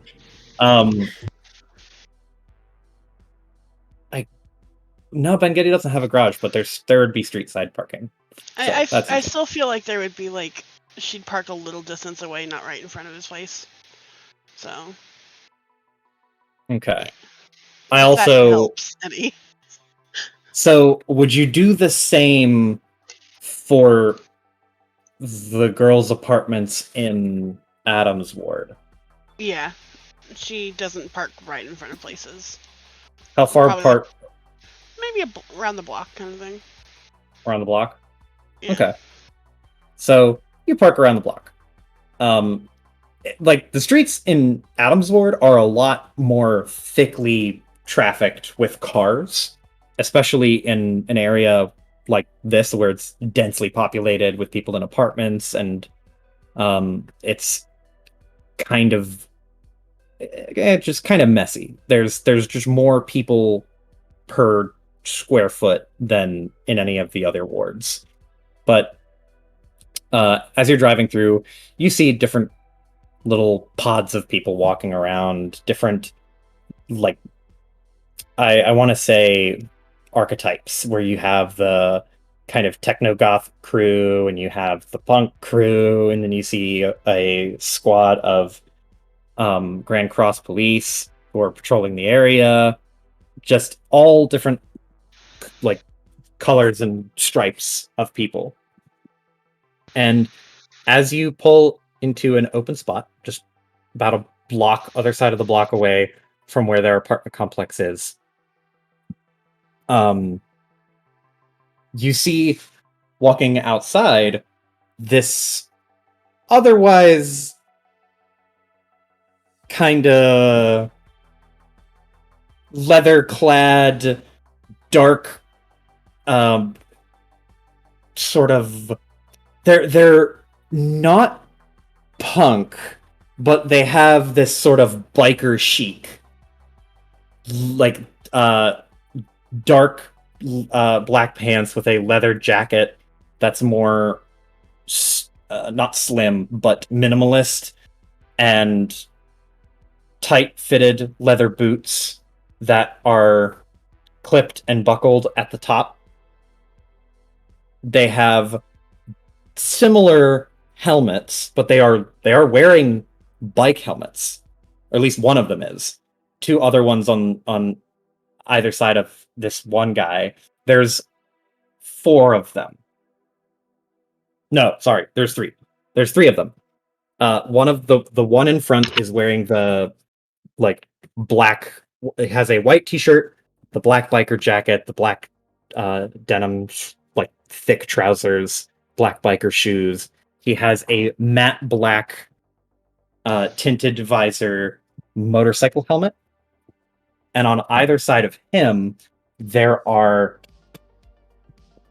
a guy, neither of them have a helmet on. They have a similar black jacket, but there is a stripe of color. One of them has a yellowish stripe. The other one has a like orange reddish type stripe. It's sort of like the warning, like a warning's light orange. And both of these guys have like some weird looking visor. They have a bunch of different I forget what they're called, but those cyber lines. They're not tattoos, but they have those like traces along the sides of their head and mouth. Like circuitry marks? Yeah, that's what it is. They have these like circuitry marks that go from the corners of their mouth and spread out, or from the corners of their eyes and spread to the back of their skull. And the one in front, like, you get out of the car, you see that this dude, he's got like a chain on his belt where you would assume a wallet would be. And they all look at you in this sort of traditionally, stereotypically tough guy biker way. And one of the guys in the back is just like coaxes his head around. You can see he's got like kind of a scraggly black beard and a shaved head. He has this blacked out visor that goes across his eyes, like Geordie LaForge style. And he looks at Lockhart and sticks 2 fingers in his mouth and gives that like really loud like whistle to get your attention. but in that the dog whistle kind of way. Mm-hmm. And all three of these dudes stop and are now fully keyed into Lockhart. And they start to spread out side to side and block part of the sidewalk. And the middle one, you hear this scraggly speaker voice. And you can see part of his throat is mechanical, much like Legacy's. This is the guy with the biker helmet. Mm-hmm. And he says, well, look at what we have here. Who are you? So she just kind of like stepped out of her car and is on the sidewalk, essentially, right? Mm-hmm. She stops in front of them, not impressed at all. And she's like, "Who's asking?" He walks forward and he will take his boot, and push it up on the side of your car, like prop up on it and lean on his knee. And he'll say, I'm Robbie. Nice to meet you. Who are you? Lovely. And the two guys in the back are, like, pointedly keeping quiet.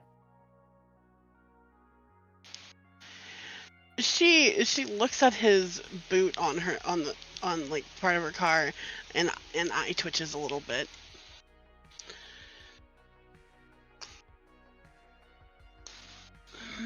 She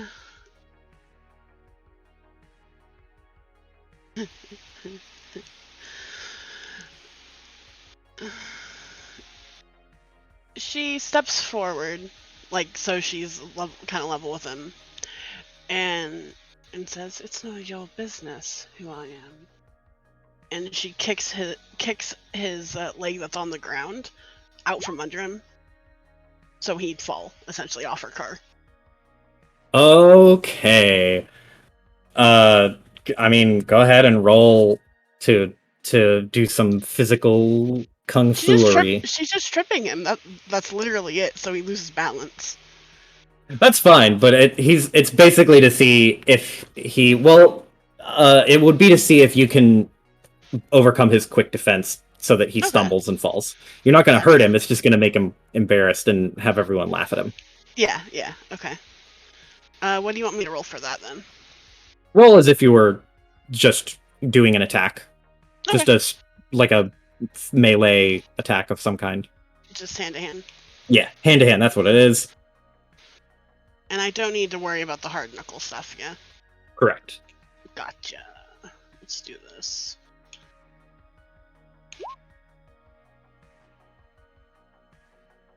$17. Okay. Yeah, that's easily enough. So yeah, like, she got right up next to him as if she was gonna say something, and then just slid her foot under his foot, essentially. So you're the one foot that that's on the concrete, you like put your foot behind it and yanked back so that he slipped backwards? Yep. Okay. So he falls back and you hear the full weight of that helmet like crack against the sidewalk. And the other two are just like, "Oh fuck." They take a couple steps back, and one of them is just like, "You bitch!" And he goes for his pocket and whips out a switchblade, and the dude on the ground just goes, "Fucking God!" Steps up, and he reaches up with the back of his hand and grabs the underside of his helmet and peels it off, and you can see underneath the helmet it is this like messy, scraggly, brown-haired looking dude. Or brown-haired dude with like a really bad unshaved like not goatee but just the rough beard, and he will like grab the helmet in one hand and he's holding it by the chin as if he was going to swing it, and he like starts to stand up and just goes, "I bet you think you're so fucking clever, don't you? and he's gonna take a swing at you, unless you have another thing planned. So he's swinging at me with his helmet, essentially? Yeah, he's gonna swing it like an overhead cudgel to try and hit you with it. Okay. Let's see.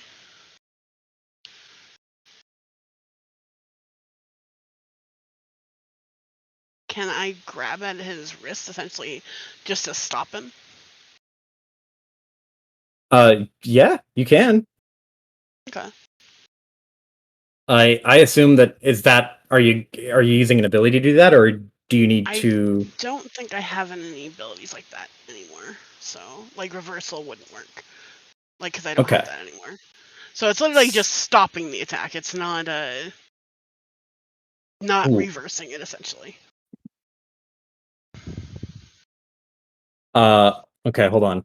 Let me get some appropriately themed.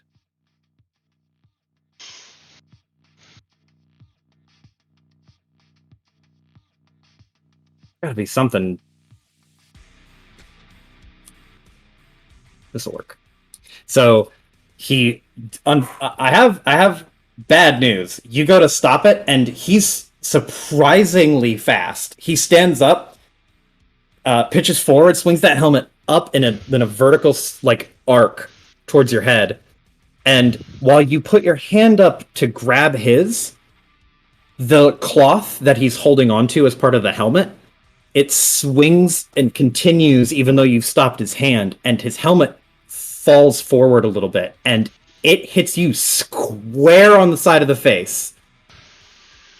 And it's a minor wound, but you are not knocked out of any at all. You just took a really, really noticeable crunch, like cracked the side of the head from that helmet. So she took the hit at her face, and she closes her eyes, and then opens them with a slight growl. The one guy and one of the dudes in the back is just like, "Oh, she going and donate now." And this dude in the front, who you have his hand, he is going to like try to yank his hand back away from you. And the two dudes on the side are going to start to flank. And I'm going to go ahead and say that we're in initiative. What is your quick? My quick defense is 12. Defense is 12. Okay. Go ahead and roll me a quick check. And if you have any bonuses to initiative, apply them now. Excuse me. Let me double check, because I actually think I do.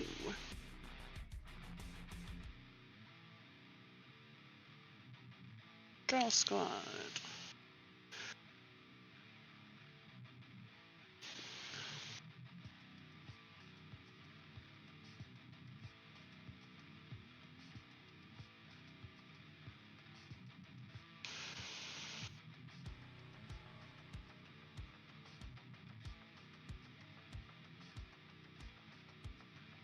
So, question. The professional suit let me moves damage tracked down by 1. It can't go lower than minor, though. Is that correct? Correct. Okay, just making sure. Then I'll just do quick. I do not have anything for initiative.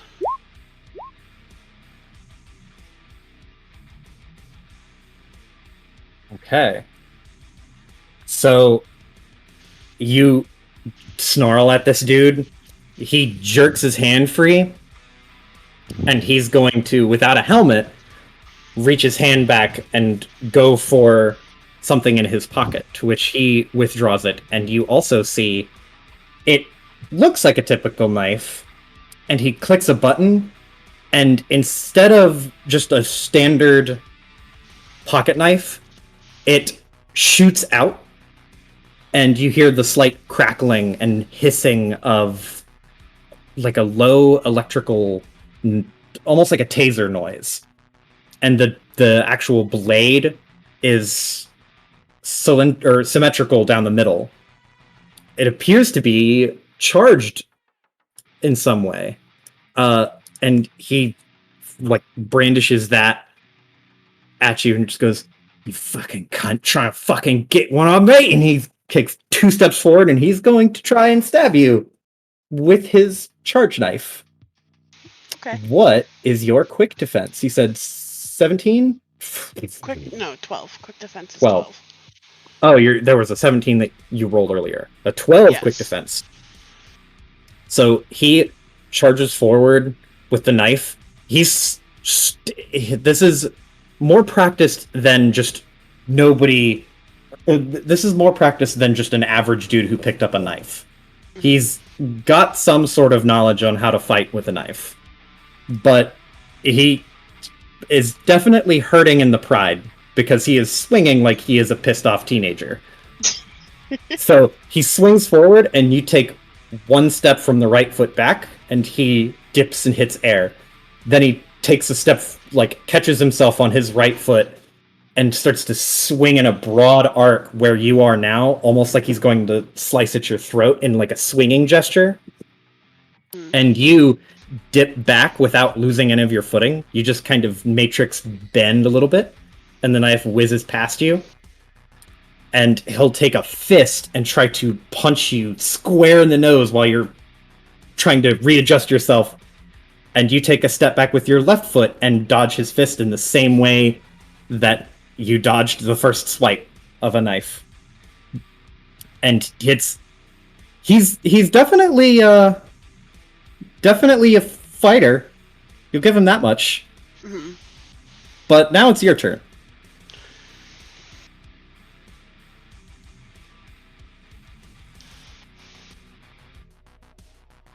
What do I want to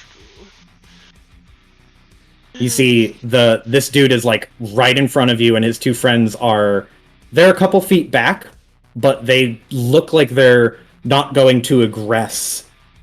Instead of him, they're going to like probably play like not defense but support. Yeah. So they'll step in when they feel like they get an opening, essentially, rather than joining. Correct. Mm-hmm. Mm-hmm. I.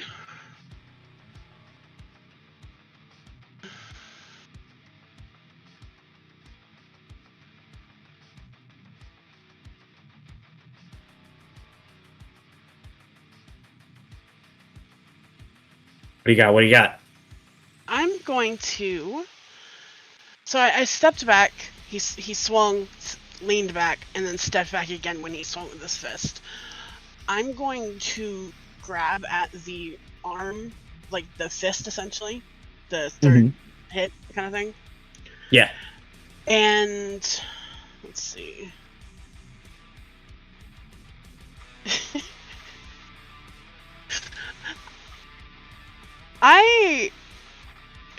I want to, I'm kind of enjoying this. I'm gonna just trip him again, essentially, like grab his arm and then slide my leg underneath and use the momentum of his arm to also, like, keep him off balance, essentially.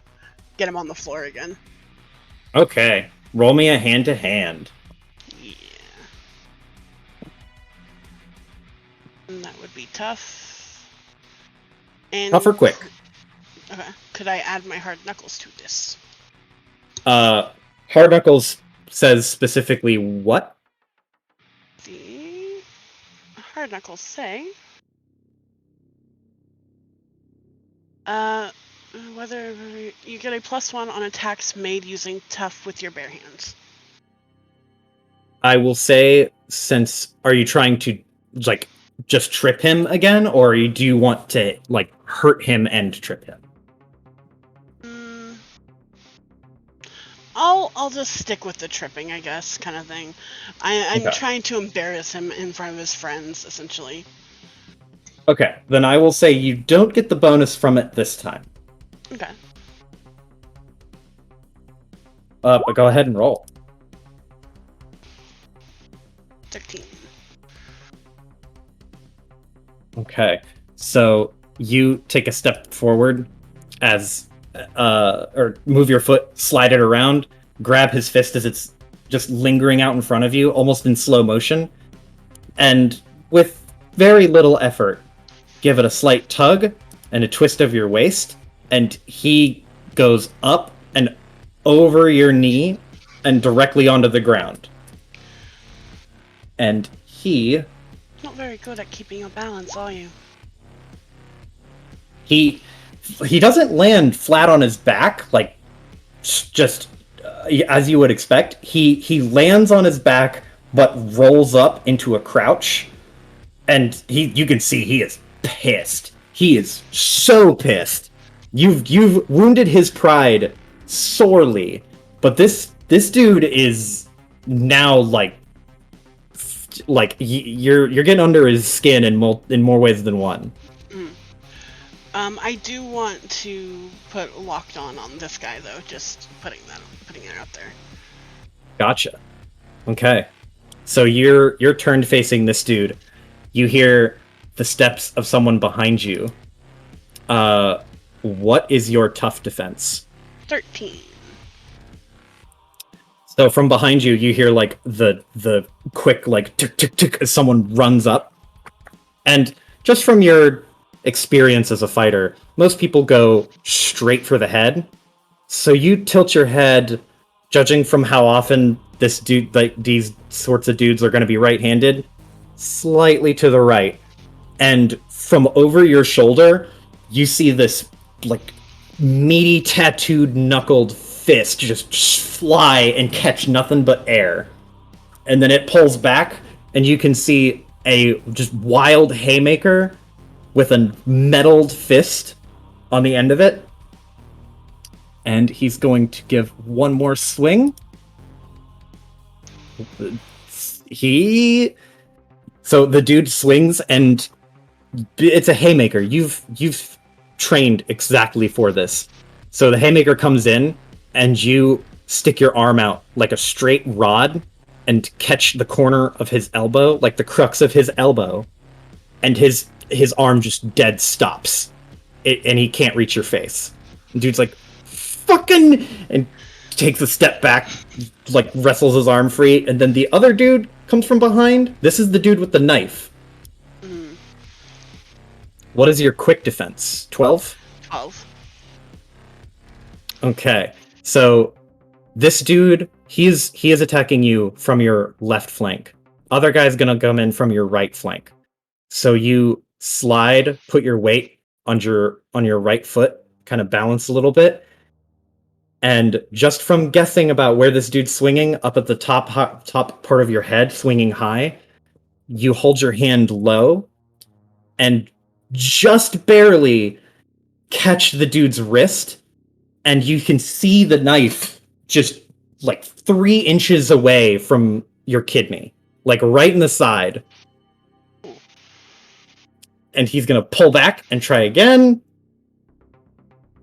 And he pulls back. At this point, you're already expecting this swing. So he does the same thing. He swings out, or he pulls his arm back, and he is going to swing in this wide haymaker with the dagger pointed square at your face.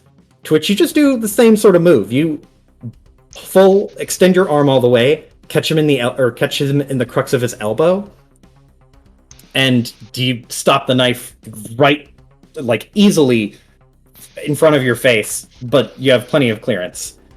And then the dude in front of you, who you've embarrassed at this point, the leader, he is going to step up and try to gut check you with his charge dagger. That's what it's called. And so essentially, both my arms are tied up right now, correct? Yes, and your tough defense is 13. 13. Okay. So he charges forward. He has both hands gripped on the knife, and he'll take one big step, thrust both of his hands as hard as he can, and you lift your leg and kick his elbow. Just boop, just touch it a little bit, and it sends the knife going way too high. It's a little awkward because he sort of stumbles and is like floundering on your leg a little bit, almost like he's like in this weird falling onto you halfway position, and he's just God fucking just, like, pushes himself off, and he's like, "You fucking useless lads!" And he's going to reach into his other pocket, and he is going to withdraw a gun. And it is a very small gun. This is you've seen something like this before in your work. It's meant to be like carried and concealed on the inside leg. It doesn't have a lot of rounds. It's probably got 5-6 shots, and it's made of plastic. And he's gonna take a shot. He points the gun straight at your face after he rights himself. Do you have a thing for gun? I have gun safety bear, but it's only if it misses me. Okay. So he points the gun square at your face, and were your arms free, at least one arm, you'd be able to make a little bit more of a play. But he pulls the trigger, and you tilt your head back to the right, and you hear that deafening, like, pop, and your ears are ringing. The bullet goes right by your ear, and you can feel the streak as it slices part of your skin just from the air and billows through your hair. It goes past very close to the dude who is like spare goon. It gets really close to his head, to which that dude backs off and just goes, "Holy shit!" and takes a few steps back and bumps into your car. Take 1 minor wound. What? Okay. So now it will be your turn.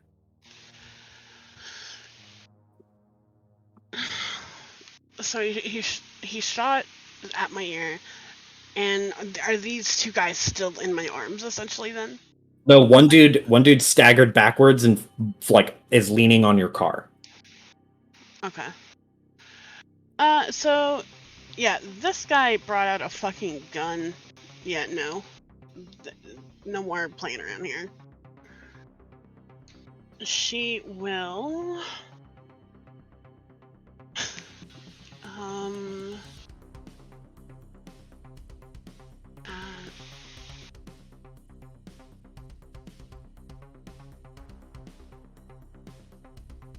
could I possibly throw the other guy, essentially the other guy in my arm, at him? Yeah, like because you have him by the crux of his elbow. You want to take the guy who's holding the knife on you and throw him into the dude who just drew the gun, the leader? Yeah, essentially. Okay. Yeah, you can. I want to do that, and if possible, essentially use that to move behind them, like as an opening, essentially. Yeah. So I will say first make a tough-based attack, a hand-to-hand tough-based attack, and you can use the gauntlet for this. Okay.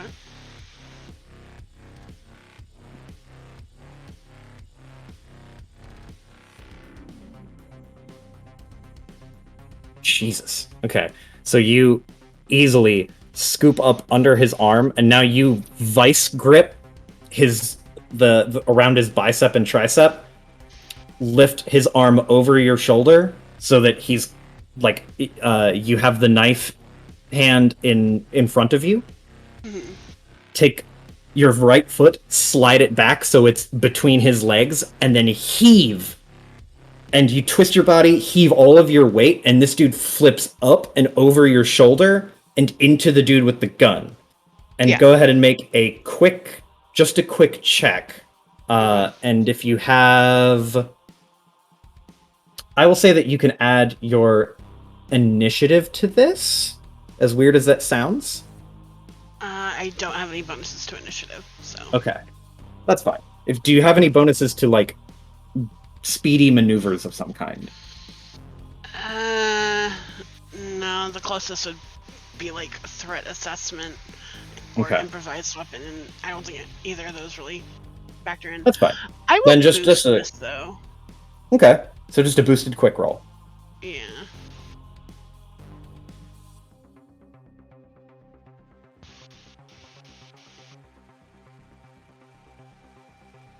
Okay.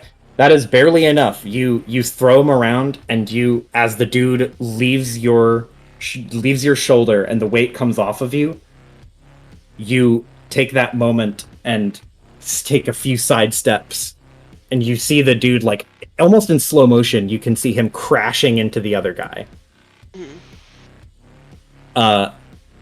So you've thrown the one dude into the dude with the gun, and you are now, like, positioned to their left side flank. Okay. Yeah, I mean, I don't know if I can continue on, but essentially, I just want to try and get that gun out of the fight. Essentially. No, that's fair. I think that's it'll be his turn next, not the leader, but the dude who was leaned up against your car. So you hear well, you can see him now because you're at this. You've changed your position so that nobody is to your back, and you can see the dude on your car. He gets up, and he will grab a metal trash can lid. Like, this one is more neo and modern than, like, a typical 50s trash can lid. It's like a smooth chromed top. And he is going to try to just pitch it at your head. Like a frisbee. Fucking Captain America style. So, these dudes are rolling like dog shit. So this dude takes a step forward and swings all of his effort behind it, and it swings just so wide. You've used impromptu, like, throwing tools, things similar to a frisbee, and it's not easy. It's deceptively complicated to be able to throw something without it just veering way off course, and this dude doesn't know that. So he just yeets this disc, and it flies at a sharp angle downward into the ground and just tonk and dents in the concrete. So he like stumbles forward, and he's going to close the distance with you. So he is now, like, in your face, but he doesn't have any visible weapons. The dude with the knife is upside down and stumbled onto the dude with the gun. He is going to try to right himself and get up. He's going to go for your arm. So he bumps off of the boss, and he's like, "Oh, fuck!" and rolls, gets onto the ground, stumbles and steps up, and he's going to run forward. The knife in one hand, he's going to try to reach out with one arm and grab you. He grabs your sleeve to, like, the top part of your sleeve near like your bicep and tricep. But you just whip your arm around like in a windmill gesture and push your forearm out and just snap his hand off. Like, as fast as he's grabbed you, you have countered it and disengaged his grip. And the boss has the gun, is stumbling, and he is going to point it at you now from a just slight distance away. And this dude actually rolls really well. So he points the gun directly at, like, center mass and pulls the trigger, and you feel it. You feel that thunk. Were this suit not built the way it was, that would have caused some problems. But he hits you square in the gut, right in the abdomen, and that it feels like you got punched like thrice as hard. None of the force goes away, but the bullet doesn't penetrate. And the dude is standing there, like, with this gun now, like, a bit of exhaustion and effort on his face, but he is clearly satisfied with himself, And he's like, gonna fucking die in a straight! And he spins the charge knife around, and he's going to calmly start walking towards you, gun pointed at you. And it's going to be your turn now. So I just kind of realized something I was doing wrong. Okay. I can technically hit all of them when I attack. Okay. So Okay. I'm gonna be doing that now. Awesome. So he's walking forward with a gun.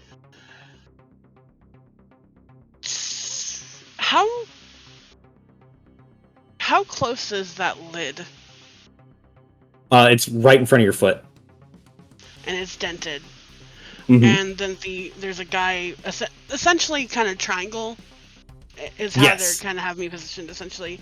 Yeah, there's a guy on each side of your arm, and then there's the dude who's walking towards you front with the gun.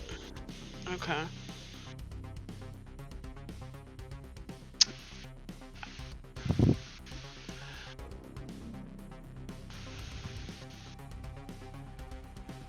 And they're not holding my arms, right? My arms are Nope. still free. Okay. Yeah, both of your arms are free.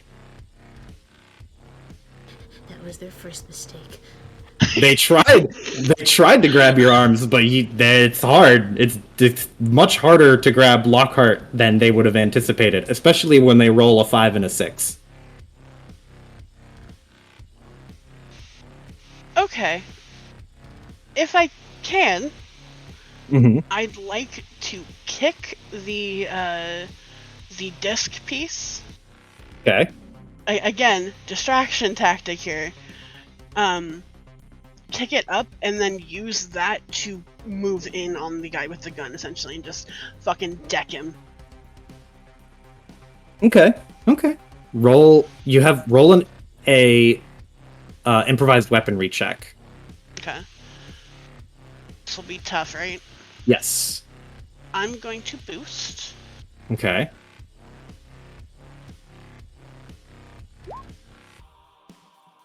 $17. Okay. And then roll your hand-to-hand check.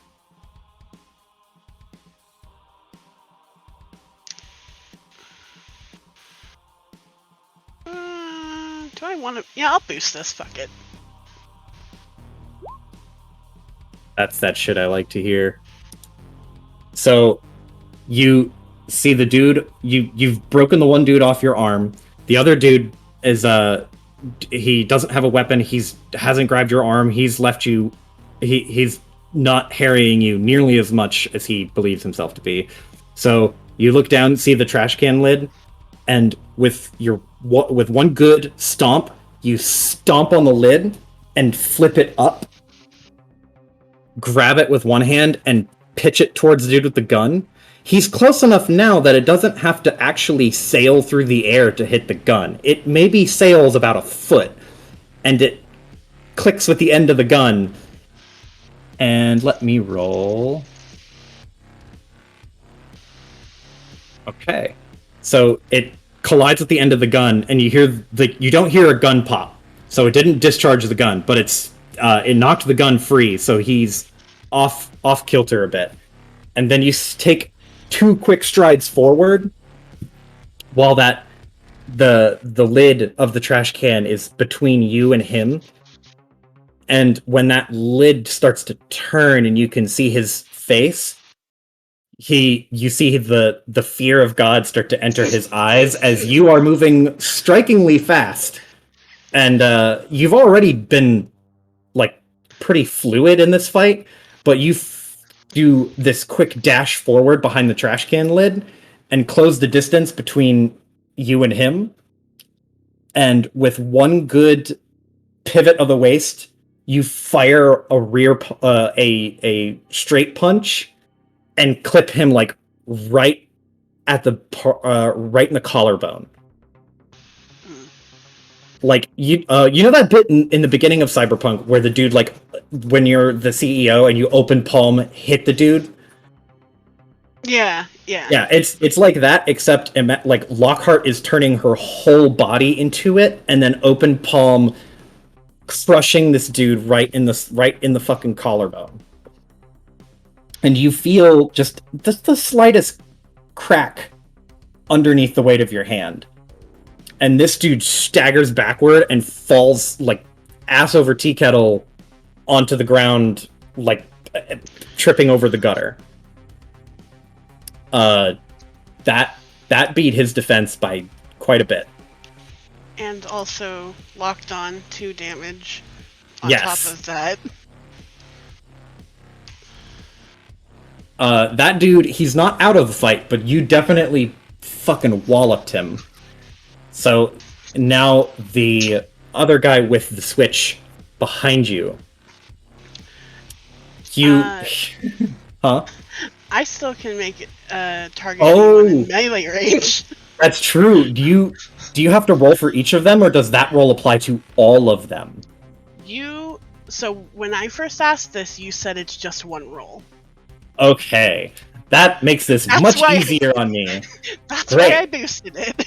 Yes. So you pitch, you step forward, heel, like open palm strike that dude. He flies back, and then in your head, in your mind's eye, okay, there's the guy to my back left. He doesn't have a weapon. The guy to my back right, he's got the knife, and he's going to try to hit me now. So you duck and do this almost like a figure 8 Dempsey roll, where you dip low, curve around, and then come back up. And when you're on the way up, you see that he has been swinging a wide arc over the top of where your head was. And you bring up your left hand, your dominant hand, and you do the same thing to him, except instead of aiming for his collarbone, you go to his chin and drive your palm into his chin, and you feel the snap of his jaw going from like slightly open to suddenly closed very, very quickly. And you feel like a couple of like wiggled loose teeth almost.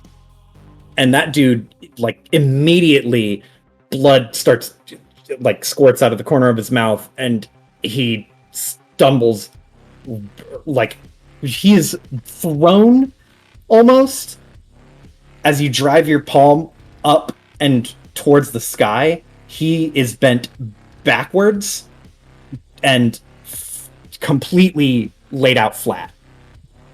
The last dude, who doesn't have any weapons, has not charged you, has watched all of this happen, and is just absolutely perplexed and horrified. And in the speed of the moment, you reach down and grab the trash can lid as it's doing that thing where it's like, you take a step forward, grab it by the lip, and spin around and bring it down on top of his head, much in the way that you imagine he wanted to do to you. And it connects to the top of his scalp, and you see the lid, Looney Tunes style, as it bends around the top of his dome, and the dude is underneath that dome. It's a mess. It's not good. And he also takes a few wobbly steps before he slumps against the wall. He's still conscious, but he is also not feeling great. It's gonna be the dude with the knife. His turn. He's gonna stand up, and you see him out of the corner of your eye. You did, in fact, knock a tooth loose. At least one is gone, and the other one is sideways in his mouth. He is bleeding from his jaw, and he has tears in his eyes from the pain. And the dude he takes that knife and spins it around so the blade is pointed down, and he's going to swing a punch at you. And oh, your quick defense is 13? 12? Your tough defense is 13. Yeah. Okay, so he takes a few steps forward and starts to just... He actually has some pretty good form to his punches. This dude may have taken some lessons in kickboxing, maybe? Who's to say? But he gets into an actual stance, holding the knife as not a like independent weapon, but rather as an extension to his fist. He shoots this punch out from the tip of his chin, going for your face, but you're smart enough to know that he wants you to dodge towards the blade. But you dip to the opposite side, so you dip away from the blade, get in close and close that distance even more. He tries to fire a second punch, like a really nasty uppercut with his other hand. He pulls his torso back and swings like a fucking like he's swinging a flail, and brings his fist up, and you just tip a little bit to the left, and the fist just sails past your head. And he's closed the distance with you, made no real progress on that front. I'm also, just as a note, I'm at the point where I have 2 damage, so I take 1 less damage. So... Yes, I was sort of figuring, because I was like, he would meet your tough defense, but I think that it wouldn't matter because you would have that damage negated to 0. Yeah. Because that ability can negate damage to nothing. Mm-hmm. The dude behind you who got fucking trash can lidded, you hear the groans of like, ugh, and you see him lift himself up and rip this trash can lid off the top of his head. He is a bloody mess. The top part of his head is just caked in blood, and there's a serious gash that is just bleeding profusely across the side of his head. His hair is matted down. I don't know if you've ever gotten a head wound before, but they bleed like fucking crazy. And this dude he looks a mess, but he is definitely pissed. So he will take a couple steps forward, and he's going to try and just haymaker the fuck out of you. I don't have high hopes for this, but we'll see. All right. So he comes out with the strength of like 10 men and heaves all of his weight behind this big right haymaker. You, with a good amount of effort, you put up an arm to block it in the same way that you had 2 times before. You throw up your arm in a vertical bar and push your arm outward, and you catch him again in the crook of his elbow. So his fist, the haymaker, just uselessly bends at the elbow and doesn't connect. And then he's going to take his other fist and swing a haymaker in the opposite direction. This one connects straight with your jaw, but you turn your head with it, and it is a frightening, a chilling thing to see when you are this close to someone. When you connect with a clean punch, they turn with it and their head snaps back towards you like you didn't hit them. And the dude, like, he's looks a little confused for a second because he swears up and down that he just punched you, and then you're still upright. The Precision. boss dude is stumbling back up, and he is going to, without standing up, actually, he's not going to stand up. He's going to, from the ground, try to shoot you twice. You are, like, staring down this dude who just haymakered you to no effect, and you hear pop, pop, and one of the pops, you hear a ping, and you can see that the dude on the ground who you had just collapsed his collarbone, he's fired twice and missed both times. And you turn back, give him a death stare, and he is like, there is a big circular purple bruise that's starting to form right at the base of his neck.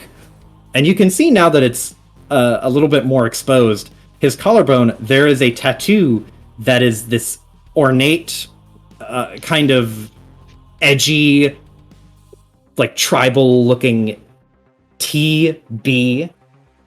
Yeah, terabytes. Okay. And he is just standing there, horrified. Hello? Hello?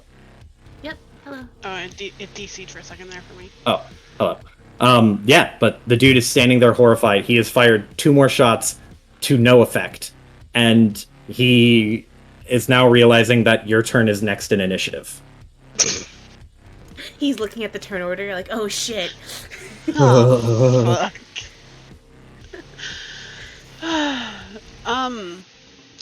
So, you know how the guy has been trying to shoot at me and I've just been throwing his friends at him? Mm-hmm. Wouldn't it suck if, like, he fell on him and hit the collarbone? Wouldn't that really hurt? Just a little bit, you know, just a little. Can you imagine that? Yes. That would hurt a lot.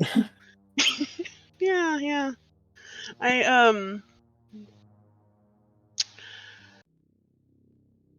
Would it be possible to essentially... It would be a shame, wouldn't it, Amy? So, essentially, kind of turn him so he's between me and the guy on the floor. So, like... So I have his arm, right? Or, like, at his elbow. Mm-hmm.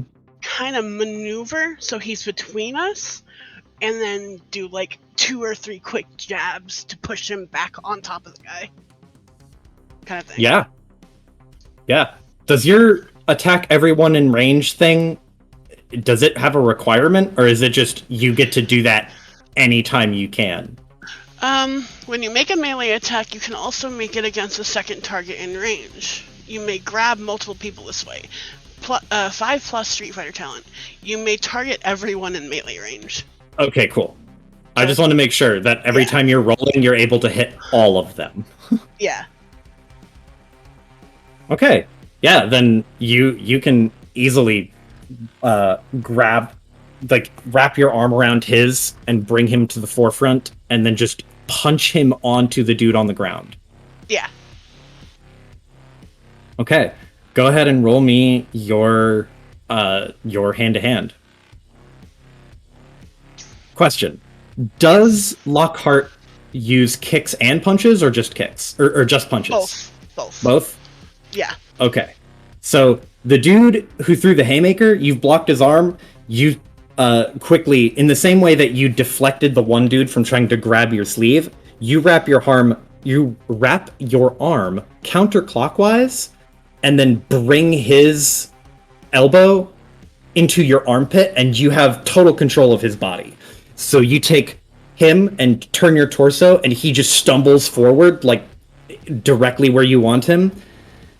You take your arm where you're pinning him underneath, and push him out a little bit, and with 3 quick, like, shunts with your knuckle extended, you give him, like, 1, 2, just, you hear the thunk, thunk, thunk, and on his shirt, you can see, like, just sweat and bits of blood pooling from him just gasping, like, Tung! And then on the last one, you push him, and then drive your fist through him. He stumbles backwards and falls onto the boss, and you hear this just, like, and you can see the dude's contorted face of, like, abject pain.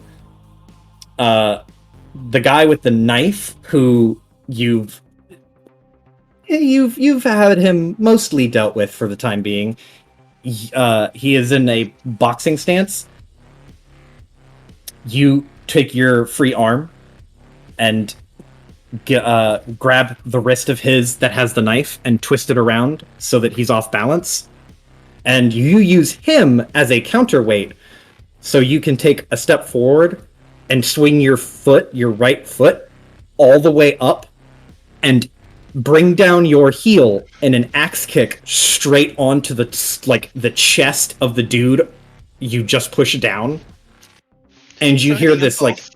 yeah, you drive an axe kick down on top of two people onto their chest, and you hear a very, very deep like popping and then a crunch as your foot just slams onto their chest. And both of them are heaving and gasping, bleeding. And this dude with the knife, you like bring yourself back up to a standing position and very, very calmly reach up and take the knife from his hand.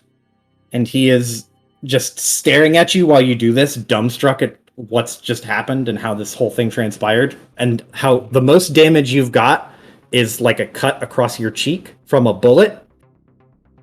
And you, with just one last little bit of effort,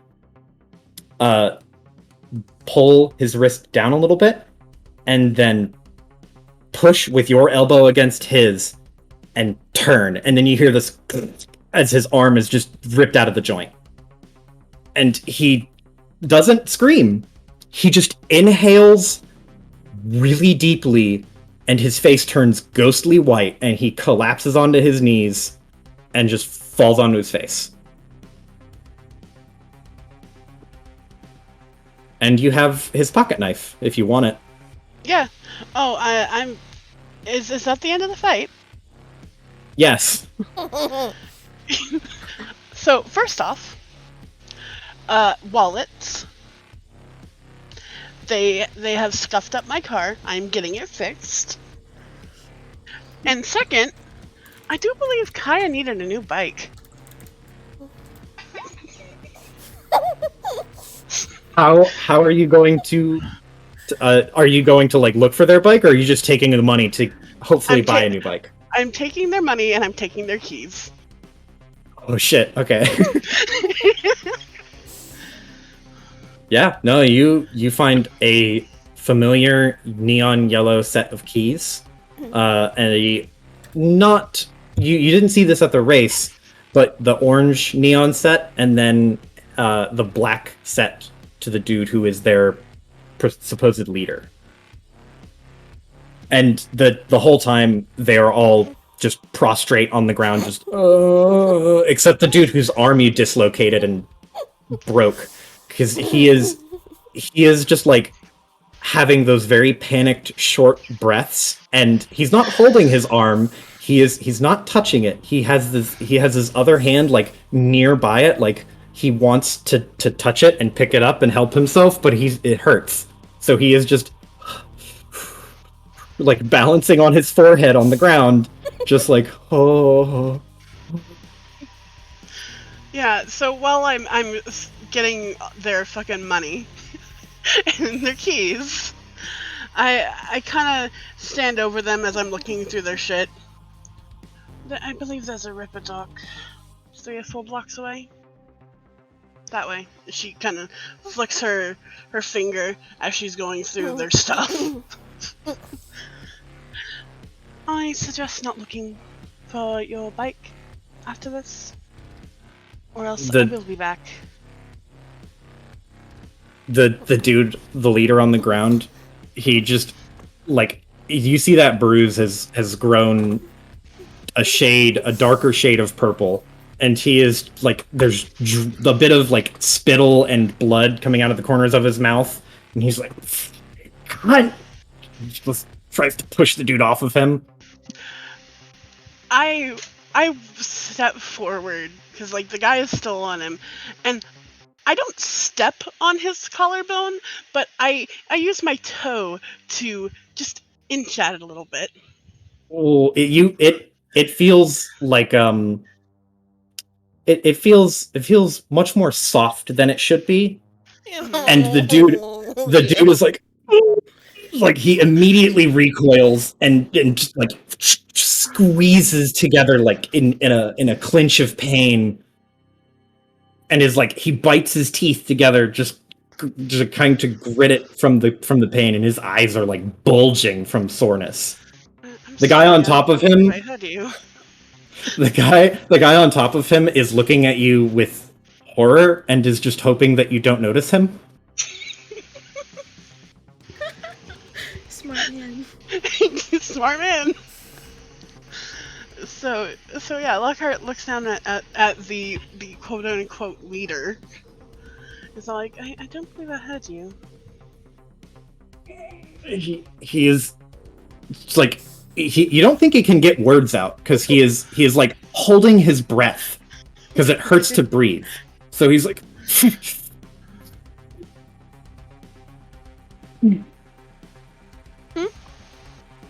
She kind of like tilts her head closer as if to say, "What? Huh?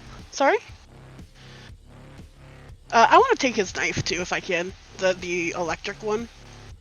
Kinda charge sounds blade. cool. Yeah, you reach over and take the charge knife. It's he has it in his hand still, and there's no force behind his grip. You just reach over and just gingerly pluck it out of his fingers. How's he gonna stop her? His eyes track your movement and watch you take the knife away from him, and he's like just holding all of his energy so that his stomach doesn't just burst into searing pain because it hurts to breathe even a little bit. He's taking small gasping breaths because it hurts so bad. But he is just seething with rage, and he can't even squeak out a word. I turn to the guy on top of him who is probably in much better condition. Not by much, but much better. He flinches. The smartest one. Where did you park these? He like points with one finger like around the corner from where you parked, so on the opposite end of the block. Okay. Like I said, I essentially looted their shit. I look at do they have IDs essentially? Yeah, they do. I'm actually gonna take pictures of the IDs. Fuck it, why not? Slide them back in. I'll leave a little bit of whatever money the guy who answered me nicely. I'll leave a little bit of his shit, but yeah, I grab the stuff, stand up, and if my car is in any different condition than it is now, I will find you. He nods, looks like, He doesn't say anything, just nods like very, very quickly. I'm gonna go get some new bikes.